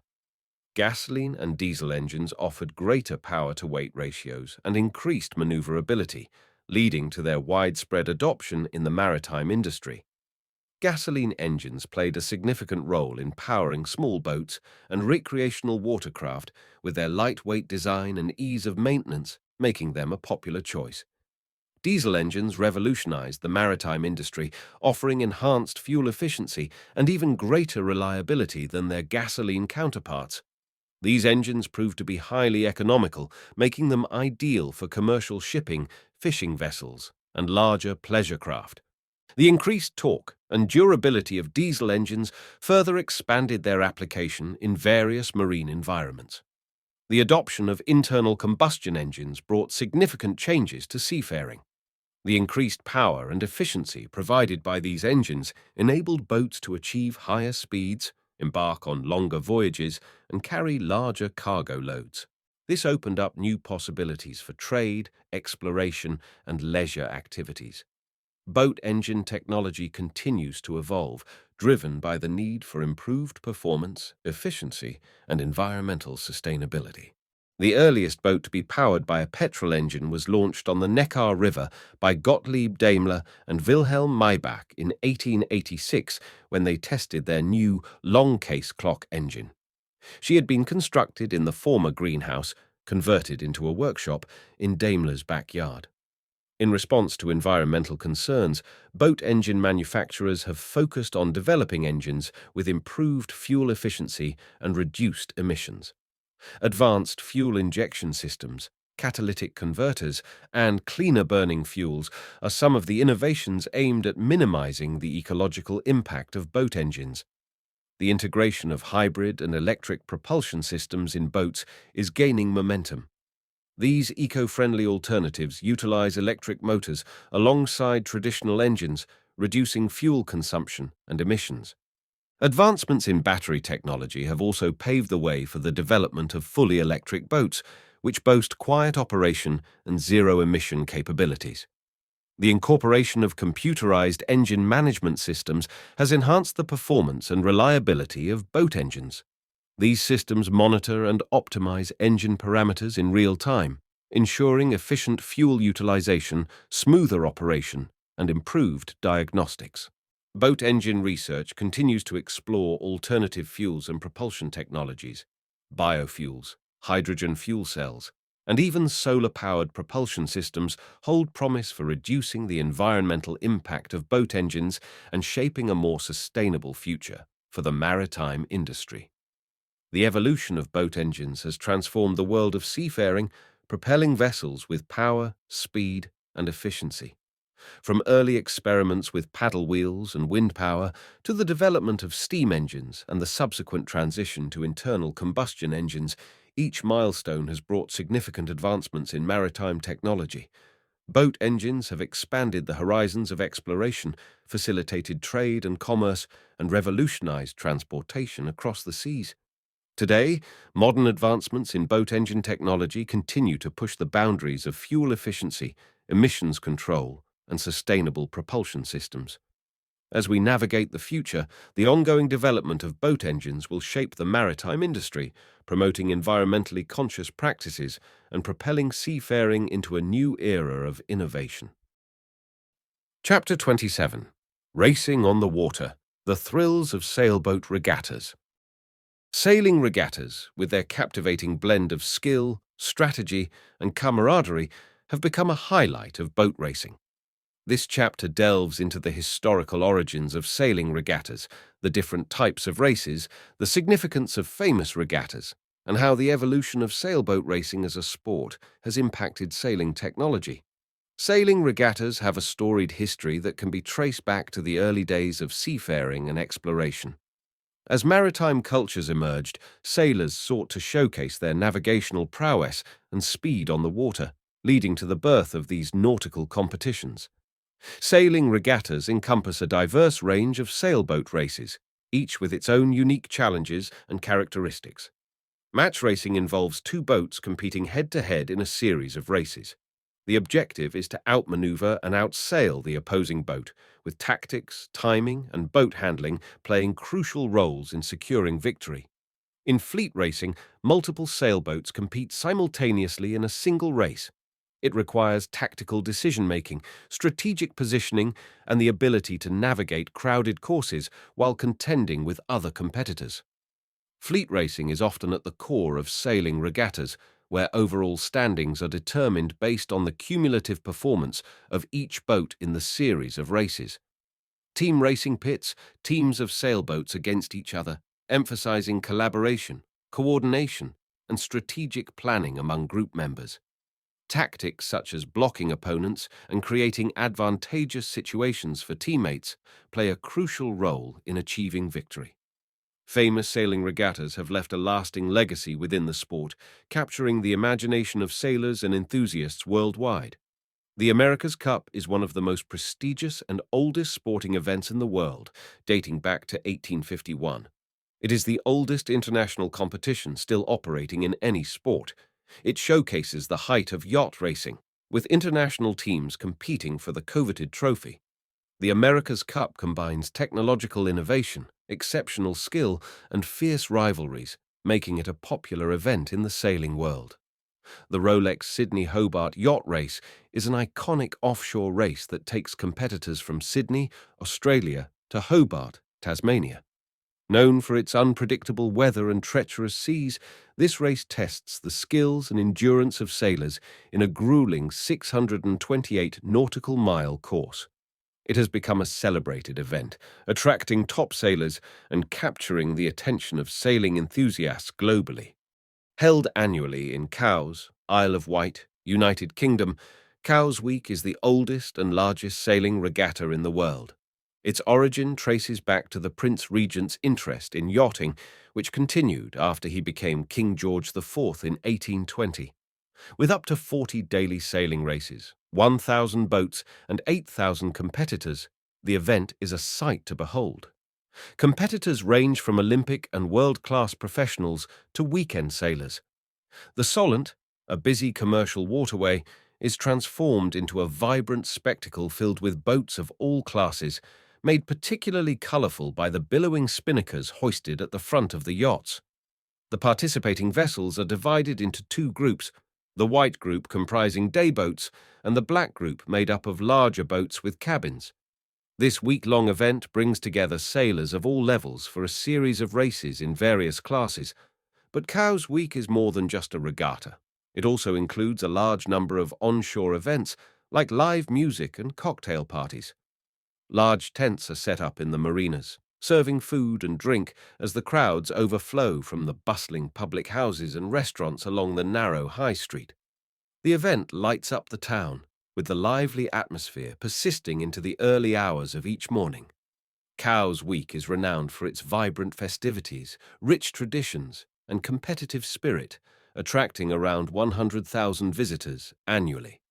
Sailboat racing has driven significant advancements in sailboat design, materials, and navigational techniques. Advancements in sail design have led to more efficient and versatile sails, optimizing aerodynamics and propulsion. Innovations such as composite materials, advanced sail shapes, and control systems have improved the speed and maneuverability of sailboats, enhancing their performance in regattas.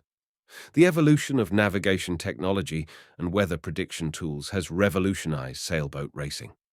Accurate weather forecasts, GPS systems, and tactical software have empowered sailors to make informed decisions on course selection, sail trim, and route optimization, maximizing their competitive advantage. Safety measures and equipment in sailboat racing have evolved to protect the well-being of sailors during regattas. Advances in personal flotation devices, safety harnesses, and onboard communication systems have significantly improved the safety standards of the sport, reducing the risks associated with high-speed sailing. One tragic event, known as the 1998 Sydney to Hobart Yacht Race Storm, is etched in the history of sailing regattas and serves as a reminder of the inherent risks involved in offshore racing. During the race, a severe storm battered the fleet of yachts as they navigated the treacherous waters of the Tasman Sea. Powerful winds gusting up to 80 knots and monstrous waves up to 15 meters, 50 feet, high posed an unprecedented challenge to the participants. Of the 115 yachts that started the race, only 44 managed to finish, a stark testament to the ferocity of the storm. Several yachts encountered significant difficulties and were forced to issue distress calls. The fleet faced relentless battering by the storm, resulting in the loss of 6 lives, multiple boats capsizing, severe damage to many more vessels, and a total of 55 sailors rescued in the largest peacetime search and rescue effort ever seen in Australia. Among the affected yachts was the well-known racing yacht Winston Churchill. The Winston Churchill was not just battered, but was among the 5 vessels that tragically sunk. The boat suffered structural failures and was unable to withstand the extreme conditions. 3 of the 6 sailors who lost their lives were part of the Winston Churchill crew: John Dean, James Lawler, and Michael Bannister. Others who tragically lost their lives during the race due to the storm's overwhelming might were Philip Charles Skeggs, Bruce Raymond Guy, and Glyn Charles. The skipper of the sunken yacht Winston Churchill, Mr. Richard Winning, was so shocked by learning the fate of his fellow crewmates that he vowed never to sail again. This event resonates deeply within the seafaring community, reminding everyone of the indomitable nature of the sea. Sailing regattas epitomize the thrill, camaraderie, and skill of boat racing. From the historic origins of sailing regattas to the diverse types of races, these events have become a celebrated tradition that showcases the spirit of competition and the pursuit of excellence on the water. With the impact of famous regattas like the America's Cup and the Rolex Sydney Hobart Yacht Race, sailboat racing continues to push the boundaries of technological innovation, ultimately shaping the evolution of sailboat design, navigation techniques, and safety measures. Sailing regattas serve as a testament to the enduring allure of the sport and the timeless art of sailing. Chapter 28. Sailing and Motor Yachts. Traveling in Luxury. Sailing and motor yachts represent the peak of grandeur and refinement on the water. This chapter dives into the captivating world of luxury yachts, exploring their rise in prominence, association with wealth, notable yacht owners and their enormous vessels, the evolution of sailing yachts as symbols of adventure and exploration, and the modern trends shaping motor and sailing yacht design. Throughout history, yachts have been associated with prestige, representing a lifestyle of exclusivity and privilege. Luxury yachts have their roots in the grand vessels of ancient civilizations, where powerful leaders and wealthy individuals indulged in lavish seafaring lifestyles. From royal barges to ornate sailing vessels, the allure of seafaring has always captured the imagination. Yacht builders and designers, in collaboration with visionary architects, interior designers, and craftsmen, meticulously craft yachts that blend artistry, functionality, and cutting-edge technology to create vessels of unparalleled elegance. The yacht is an invention of the 14th century Dutch Navy. The Dutch used small, fast boats for chasing smugglers, pirates, and criminals. Wealthy shipowners and merchants started using these small yachts to set sail and celebrate with their friends the return of their merchant ships. It quickly became popular to use these yachts to take friends out just for pleasure, and their status as a symbol of opulence enticed royal and aristocratic families. Monarchs and nobility have long enjoyed the privilege of yacht ownership, using these vessels as private retreats for leisurely escapes and diplomatic gatherings. Luxury yachts are now coveted by prominent business tycoons, industry leaders, and Hollywood stars alike. One of the most recent unfortunate events involving a luxury yacht occurred in 2011 when the impressive and renowned motor yacht Yogi met an unexpected and catastrophic end. Built by Protexan Turquoise for Stéphane Corbett, a French media and TV mogul, Yogi exuded elegance and power. Launched in 2010 and valued at $39 million, she was a 60-meter vessel, boasting an innovative design, luxurious amenities, and state-of-the-art technology. However, Yogi's illustrious career was tragically cut short in February 2012 while cruising in the Aegean Sea. The yacht was less than 20 nautical miles off the coast of the Greek island of Skyros when battering by rough seas and extensive mechanical issues caused the yacht to take on water. The weather conditions then drastically worsened, with waves reaching heights of up to 7 meters, 23 feet. Soon, the vessel lost her propulsion and, with it, the ability to maneuver against the mounting swells. Despite the crew's desperate attempts to pump out the water, the situation became dire, and the captain sent out a distress signal. The Hellenic Air Force responded, dispatching a Super Puma helicopter to rescue the crew. The 8 crew members had to jump into the sea in the middle of the storm to be hoisted to safety, one by one. Thanks to the skill of the rescue team, all crew members were saved, but the Yogi was left to the mercy of the sea. Days later, the once magnificent yacht was found capsized and partially submerged, having lost her battle against the sea. The vessel was declared a total loss and, in March 2, sank beneath the waves, making her the largest yacht to ever suffer such a fate. Sailing yachts, with their graceful lines and harnessing of the wind's power, have embodied the spirit of adventure and exploration throughout history. They have played a significant role in historical expeditions, carrying explorers to uncharted territories. From the voyages of discovery during the Age of Exploration to modern-day circumnavigations, these vessels symbolize the human thirst for adventure and the conquest of the unknown. Sailing yachts have also become renowned for their participation in transatlantic races and record-breaking voyages. These feats of speed and endurance showcase the skill of sailors and the capabilities of sailing yachts in conquering vast distances and challenging conditions. Charter sailing yachts serve as floating retreats, offering individuals the opportunity to experience the thrill of sailing in some of the world's most picturesque and remote destinations. The world of high-end sailing yacht design is ever evolving, reflecting changing tastes, technological advancements, and a focus on sustainability. These yachts boast swanky interiors, featuring lavish staterooms, sprawling lounges, gourmet kitchens, and world-class entertainment systems. The attention to detail and emphasis on comfort creates the ultimate environment of relaxation for owners and their guests. Yacht designers continually push the boundaries of technology to enhance performance and onboard experiences. From advanced navigation systems to efficient propulsion and stabilization systems, these innovations optimize comfort, safety, and efficiency on board.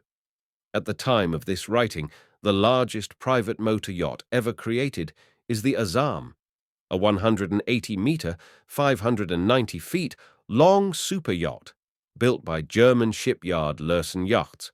Originally built for Sheikh Khalifa bin Zayed Al Nahyan, the late Emir of Abu Dhabi, Azam is now believed to be under the ownership of his successor, Mohammed bin Zayed Al Nahyan, the current Emir and President of the United Arab Emirates. The yacht accommodates a large, open-plan main saloon, accommodation for 36 guests and up to 80 crew, complex dual-mode engine systems, and the required fuel, despite having a comparatively shallow draft of just 4.3 meters, 14 feet. The Azam is powered by a combination of two MTU 20V 8000M 91 diesel engines and two General Electric LM 2500 plus G4 natural gas turbines, producing 93,000 horsepower. Some 4,000 people were involved in the building of this yacht, which took over 4 years to complete and cost upward of $500 million, clocking up 6 million man-hours before her launch in April 2013. The builders calculated that, had the yacht been built by one person, work would have had to start in 1737 BC.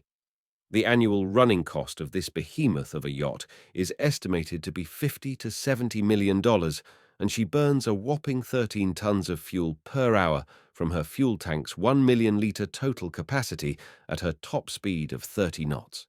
The largest sailing yacht ever created was Sailing Yacht A. This super yacht, 143 meters, 470 feet, in length and previously owned by the Russian oligarch Andrei Melnichenko, who made his fortune in the coal and fertilizer industries, was seized by Italian authorities due to sanctions put in place after the start of the war between Russia and Ukraine. The yacht's builder is Nobiskrug from Germany, who launched Sailing Yacht A in 2017. The super yacht has a beam of 24.88 meters, 82 feet, and a draft of 8 meters, 26 feet. The yacht is costing authorities $900,000 a month in upkeep alone and is currently on a special dry dock at the northern port of Trieste. Chapter 29. Submerging into the Deep. The creation and development of submarines. Submarines have revolutionized maritime warfare, scientific exploration, and our understanding of the ocean's depths. This chapter examines the captivating history of submarines, exploring their early experiments and prototypes, their role in warfare and naval strategies, the technological advancements that have shaped their design and capabilities, and their contributions to scientific research and exploration. Throughout history, visionaries and inventors have sought ways to explore and navigate the world beneath the ocean's surface. The concept of underwater vessels dates back to ancient times, when inventors and explorers envisioned various methods for undersea exploration. From the first account of diving bells from the ancient Greek philosopher Aristotle in the 4th century BC to the visionary designs of Leonardo da Vinci, early experiments laid the foundation for future submarine development. In the Renaissance period, inventors like Cornelis Drebbel and Edmund Halley furthered the progress of underwater exploration. Drebbel's diving bell and Halley's bell-shaped submersible showcased early attempts at creating vessels capable of withstanding the pressures of the deep. The 19th century marked an era of pivotal advancements in submarine technology, with notable inventors such as Robert Fulton, Narcisse Monturiol, and John Philip Holland creating designs that integrated novel propulsion systems, air supply mechanisms, and streamlined hulls. These developments formed the basis of the modern submarine. The new vessel's stealth capabilities revolutionized naval warfare, influencing strategy and impacting the course of numerous conflicts. A significant milestone was the introduction of the Confederate submarine H.L. Hunley during the American Civil War, which was the first combat submarine to sink an enemy warship, the USS Housatonic. Hunley was a substantial construction, nearly 40 feet long, initially launched in Mobile, Alabama, in July 1863 before being transported by rail to Charleston the following month. Despite its triumphs, the vessel also had a tragic history, sinking twice during test runs. The first incident in August 1863 resulted in the death of 5 crew members. Hunley met a similar fate in October of the same year, taking the lives of all 8 crew members on board, including its namesake, Horace Lawson Hunley, who was present during the testing despite not being a member of the Confederate military. After both of these tragedies, the Hunley was resurrected and returned to service, epitomizing the relentless drive and determination of the era. World War I saw the emergence of submarines as deadly weapons, with German U-boats taking center stage in this underwater revolution. The term U-boat is an anglicized version of the German Unterseeboot, which translates to undersea boat in English. This nomenclature was not exclusive to Germany, as the Austro-Hungarian Navy also referred to their submarines as U-boats. These vessels were formidable adversaries, capable of efficient combat against enemy naval warships. However, their most devastating impact was in their role in economic warfare, through commerce raiding and enforcing a naval blockade against enemy shipping. Merchant convoys carrying supplies from Canada, the United States, and other parts of the British Empire to the United Kingdom found themselves primary targets of U-boat campaigns. The damage inflicted by these stealthy underwater predators severely disrupted essential supply chains, effectively crippling the war efforts of their adversaries. The role of U-boats expanded in World War II, extending their reach to the Soviet Union and Allied territories in the Mediterranean. As silent hunters, U-boats prowled beneath the ocean's surface, launching surprise attacks on unsuspecting merchant vessels. Their presence was even felt across the Atlantic in Brazil, where German submarines targeted Brazilian merchant ships, prompting Brazil to abandon its neutral stance and declare war on Germany. Throughout the First World War, the destructive power of torpedo-armed U-boats wreaked havoc on Allied shipping. The ensuing chaos led to the development and implementation of convoy systems and advanced anti-submarine warfare strategies. U-boats evolved during the Second World War to take on more varied roles, participating in reconnaissance, convoy attacks, and covert operations. Advancements in technology further enhanced their capabilities, with devices like snorkels allowing them to stay submerged for extended periods and sonar systems improving their detection capabilities. These innovations transformed the already fearsome U-boats into potent predators of the deep. The legacy of the U-boats extends beyond the World Wars and into the Cold War era, where the advent of nuclear power led to yet another transformation in submarine warfare. Their tactics, influence, and the lessons learned from their deployment continue to shape modern naval strategies, forever remembered as a pivotal innovation in the evolution of submarine warfare. As we dive deeper, it's impossible not to mention the significant role submarines played in shaping the course of world history, particularly during the tense moments of the Cold War. A key figure emerged during these trials: Vasily Alexandrovich Arkhipov. His decision in a moment of immense pressure averted a full-scale nuclear war that would have annihilated everything in the Northern Hemisphere. Born into humble beginnings, Arkhipov came from a peasant family in the small town of Staraya Kupavna, near Moscow. His calling was realized when he attended the Pacific Higher Naval School, where he nurtured his passion for seafaring.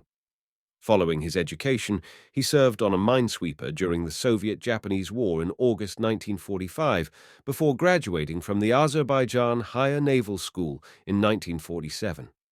Fast forward to October 1962, in the heat of the Cuban Missile Crisis, Arkhipov found himself serving as the flotilla commodore and the executive officer aboard the B-59, a diesel-powered submarine. The vessel was charged with a mission to pass undetected through an American naval blockade, aimed at preventing Soviet missile delivery to Cuba. A formidable task lay ahead. To evade their pursuers, the crew of the B-59 had to dive deep beneath the surface of the ocean, severing all radio contact with Moscow. Their only window to the outside world was sporadic and shallow snatches of U.S. civilian radio broadcasts. As they navigated the depths, the submarine was too far down to monitor any other radio traffic, leaving them blind and isolated in the vast underwater expanse. Tension heightened when they believed they were under attack. Despite being in international waters, the United States Navy started dropping signaling depth charges, which were intended to force the submarine to come to the surface for identification. A disagreement broke out among the submarine's top officers, Captain Savitsky, political officer Ivan Semyonovich Maslenikov, and executive officer Arkhipov, over the use of the ship's nuclear arsenal. Two voices clamored for a counterstrike, while Arkhipov remained resolutely against. His opposition was not born from fear, but from a sense of duty and responsibility. He reportedly proclaimed, "We will die, but we will sink them all. We will not become the shame of the fleet." Arkhipav's position as commodore of the flotilla made his consent necessary for the nuclear launch. Unlike other Soviet submarines armed with the special weapon, which required only the captain and the political officer's authorization for a nuclear launch, the B-59 necessitated a unanimous agreement. Arkhipov eventually persuaded Savitsky to surface and await orders from Moscow. At this point, the batteries of the B-59 had run very low, and its air conditioning failed, which caused extreme heat and generated high levels of carbon dioxide inside the submarine. It surfaced amid the U.S. warships pursuing it, and made contact with a U.S. destroyer. After discussions with the ship, B-59 was then ordered by the Russian fleet to set course back to the Soviet Union. This singular act of defiance during one of the most dangerous standoffs in human history led Thomas S. Blanton, former director of the U.S. National Security Archive, to describe Arkhipov as the man who saved the world in 2002. Through this gripping tale, the extraordinary potential of submarines as formidable war machines is clear, as is the immense responsibility bestowed upon those entrusted with their command. In an era defined by advancements in submarine technology, warfare, and exploration, Arkhipov's story stands as a stark reminder of the human element within these sophisticated vessels, navigating not just the depths of the ocean, but the moral depths of humanity as well. The remarkable foresight of Jules Verne, an acclaimed science fiction author of the 19th century, deserves mention when discussing the history of submarines. In his book, 20,000 Leagues Under the Sea, published in 1870, Verne astoundingly predicted the advent of electric submarines, a whole 9 decades before their real-world invention. More than just a visionary prediction, Verne's conceptualization of the submarine was uncannily accurate to the designs that would eventually become a reality. He depicted the submarine, which he named the Nautilus, as a long, cylindrical vessel bearing an eerily similar structure, shape, and functionality to the actual designs that were developed much later in the 20th century. The Nautilus was not only an underwater vessel, but also a home away from home, complete with a main cabin, a dining room, and navigational devices. It even included a barometer, a tool essential for measuring atmospheric pressure, hinting at the sophisticated internal environment control systems submarines would later adopt. Verne's ingenious work underlines the power of human imagination and its role in inspiring technological innovations. Technological advancements have propelled submarine design and capabilities to new heights. Early submarines relied on human-powered propulsion, but advancements in steam engines and electrical systems led to the adoption of internal combustion engines and later nuclear power. Nuclear-powered submarines provided expanded range, increased speed, and the ability to remain submerged for extended periods of up to 4 months at a time. Innovations in diving and surfacing mechanisms, such as ballast tanks and diving planes, allowed submarines to achieve controlled submersion and resurfacing. These mechanisms provided stability and control, enabling submarines to operate at varying depths. Submarines require pressure-resistant hulls to withstand the immense pressures of the deep sea. Advances in materials, such as steel alloys and titanium, have improved submarine construction, enabling them to explore previously inaccessible depths. Sonar systems revolutionize submarine warfare, allowing for improved detection and tracking of enemy vessels. Additionally, advances in communication systems enabled submarines to maintain contact with command centers and other submarines while submerged. Submarines have expanded our understanding of the ocean's depths and facilitated scientific exploration. Submersibles and remotely operated vehicles, ROVs, have allowed scientists to explore the mysteries of the deep sea. These vessels have captured breathtaking footage, discovered new species, and investigated hydrothermal vents and undersea geological formations. Submarines have been instrumental in marine biology and oceanographic research, enabling scientists to study marine life, observe behavior, and collect data on oceanic phenomena. They provide a unique platform for scientific discovery and monitoring of marine ecosystems. Submarines have aided in underwater archaeological expeditions, uncovering ancient shipwrecks and submerged artifacts. These discoveries shed light on human history, preserving submerged cultural heritage and providing valuable insights into the past. Manned submersibles have allowed brave explorers to venture to extreme underwater environments, including deep trenches and hydrothermal vents. These missions have expanded our knowledge of the ocean's geological features and the adaptations of marine life to extreme conditions. The creation and development of submarines have propelled us into a new era of exploration and warfare.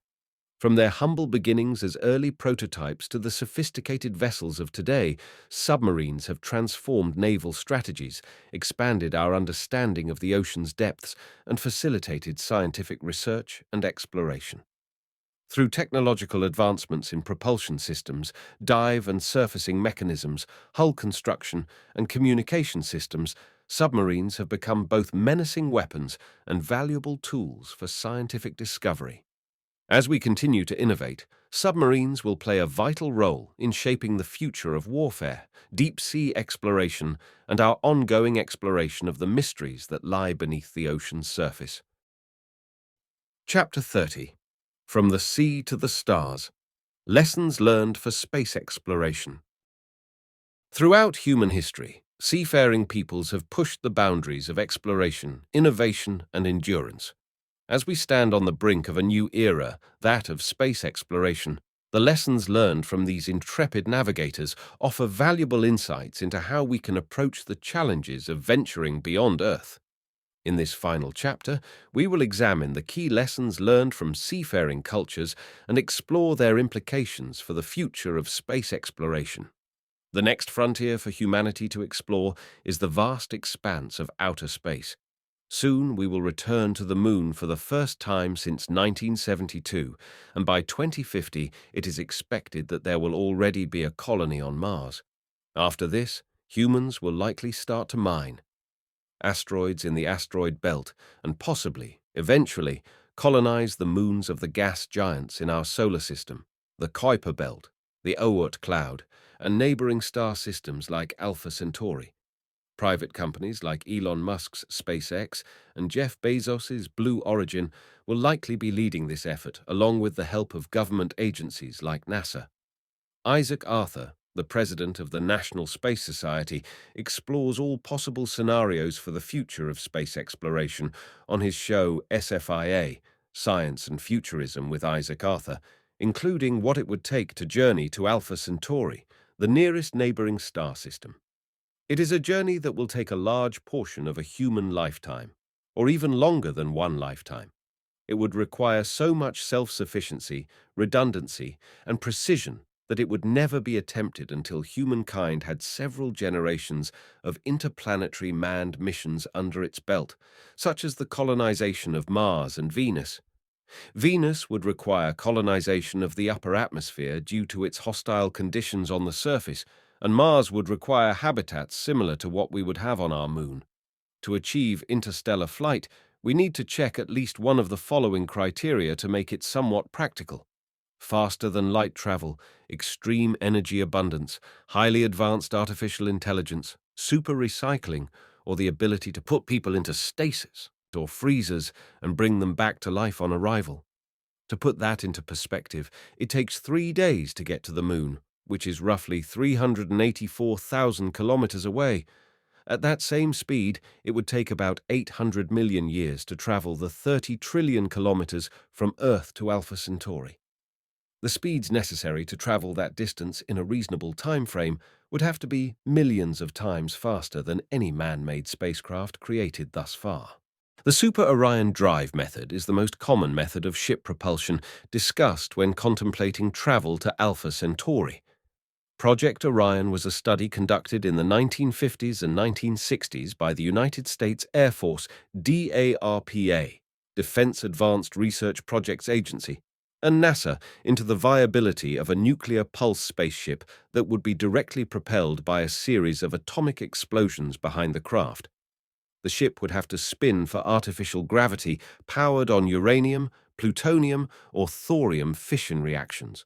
For this method, we would need a reactor, running power, life support, and actual nukes being fired out behind it to propel it along. The Alpha Centauri star system may be the closest star to us after our own sun. Nevertheless, the journey there will require covering a longer distance than every human voyage ever made before combined. In the history of space exploration, numerous landmark events stand as testaments to human ingenuity and the indomitable spirit of exploration. The Apollo 11 mission, which took place in 1969, marked the first crewed moon landing, with astronauts Neil Armstrong and Buzz Aldrin becoming the first humans to set foot on the lunar surface. This monumental achievement not only showcased the remarkable capabilities of human space travel, but also inspired generations to dream of venturing further into the cosmos. Another notable milestone was the launch of the Hubble Space Telescope in 1990, which provided unprecedented views of distant galaxies and deepened our understanding of the universe. The International Space Station, ISS, a collaborative effort among multiple nations, has been orbiting Earth since 1998, serving as a platform for scientific research and international cooperation in space exploration. These significant events serve as milestones in our journey towards the stars, reminding us of the remarkable achievements and potential that lie ahead. One of the most critical lessons from seafaring people is the importance of adaptation and resilience in the face of adversity. As sailors traversed the world's oceans, they encountered diverse climates, weather patterns, and unforeseen challenges. To survive and thrive in these demanding environments, they developed innovative technologies, navigational techniques, and strategies for sustaining their expeditions. In space exploration, we can expect to face similar challenges as we venture into the unknown. The ability to adapt to unfamiliar environments, develop new technologies, and remain resilient in the face of adversity will be essential to our success in exploring the cosmos. Throughout history, seafaring cultures have often relied on international cooperation to advance their goals. As maritime trade routes expanded, nations collaborated to establish global networks and share knowledge, resources, and technology. This spirit of cooperation enabled seafaring people to overcome barriers and achieve remarkable feats. As we pursue space exploration, fostering international collaboration will be key to unlocking the potential of our collective efforts. By pooling resources, sharing knowledge, and working together, we can overcome the immense challenges of exploring the cosmos and achieve what no single nation could accomplish alone. Seafaring people have always been driven by a sense of curiosity and a desire to uncover the mysteries of the world. This unquenchable thirst for discovery propelled them to venture into uncharted waters, uncover new lands, and expand their understanding of the Earth. As we embark on the journey of space exploration, we must foster a similar spirit of curiosity and discovery. By remaining open to new ideas, embracing innovation, and seeking out the unknown, we can unlock the potential of space exploration and expand our understanding of the universe. Seafaring cultures have long understood the importance of maintaining a delicate balance between utilizing the resources of the ocean and preserving its health for future generations. This awareness of sustainability and stewardship is crucial as we venture into space. As we explore the cosmos, we must remain mindful of the impact our activities have on the celestial bodies we encounter and the need to preserve these environments for future exploration.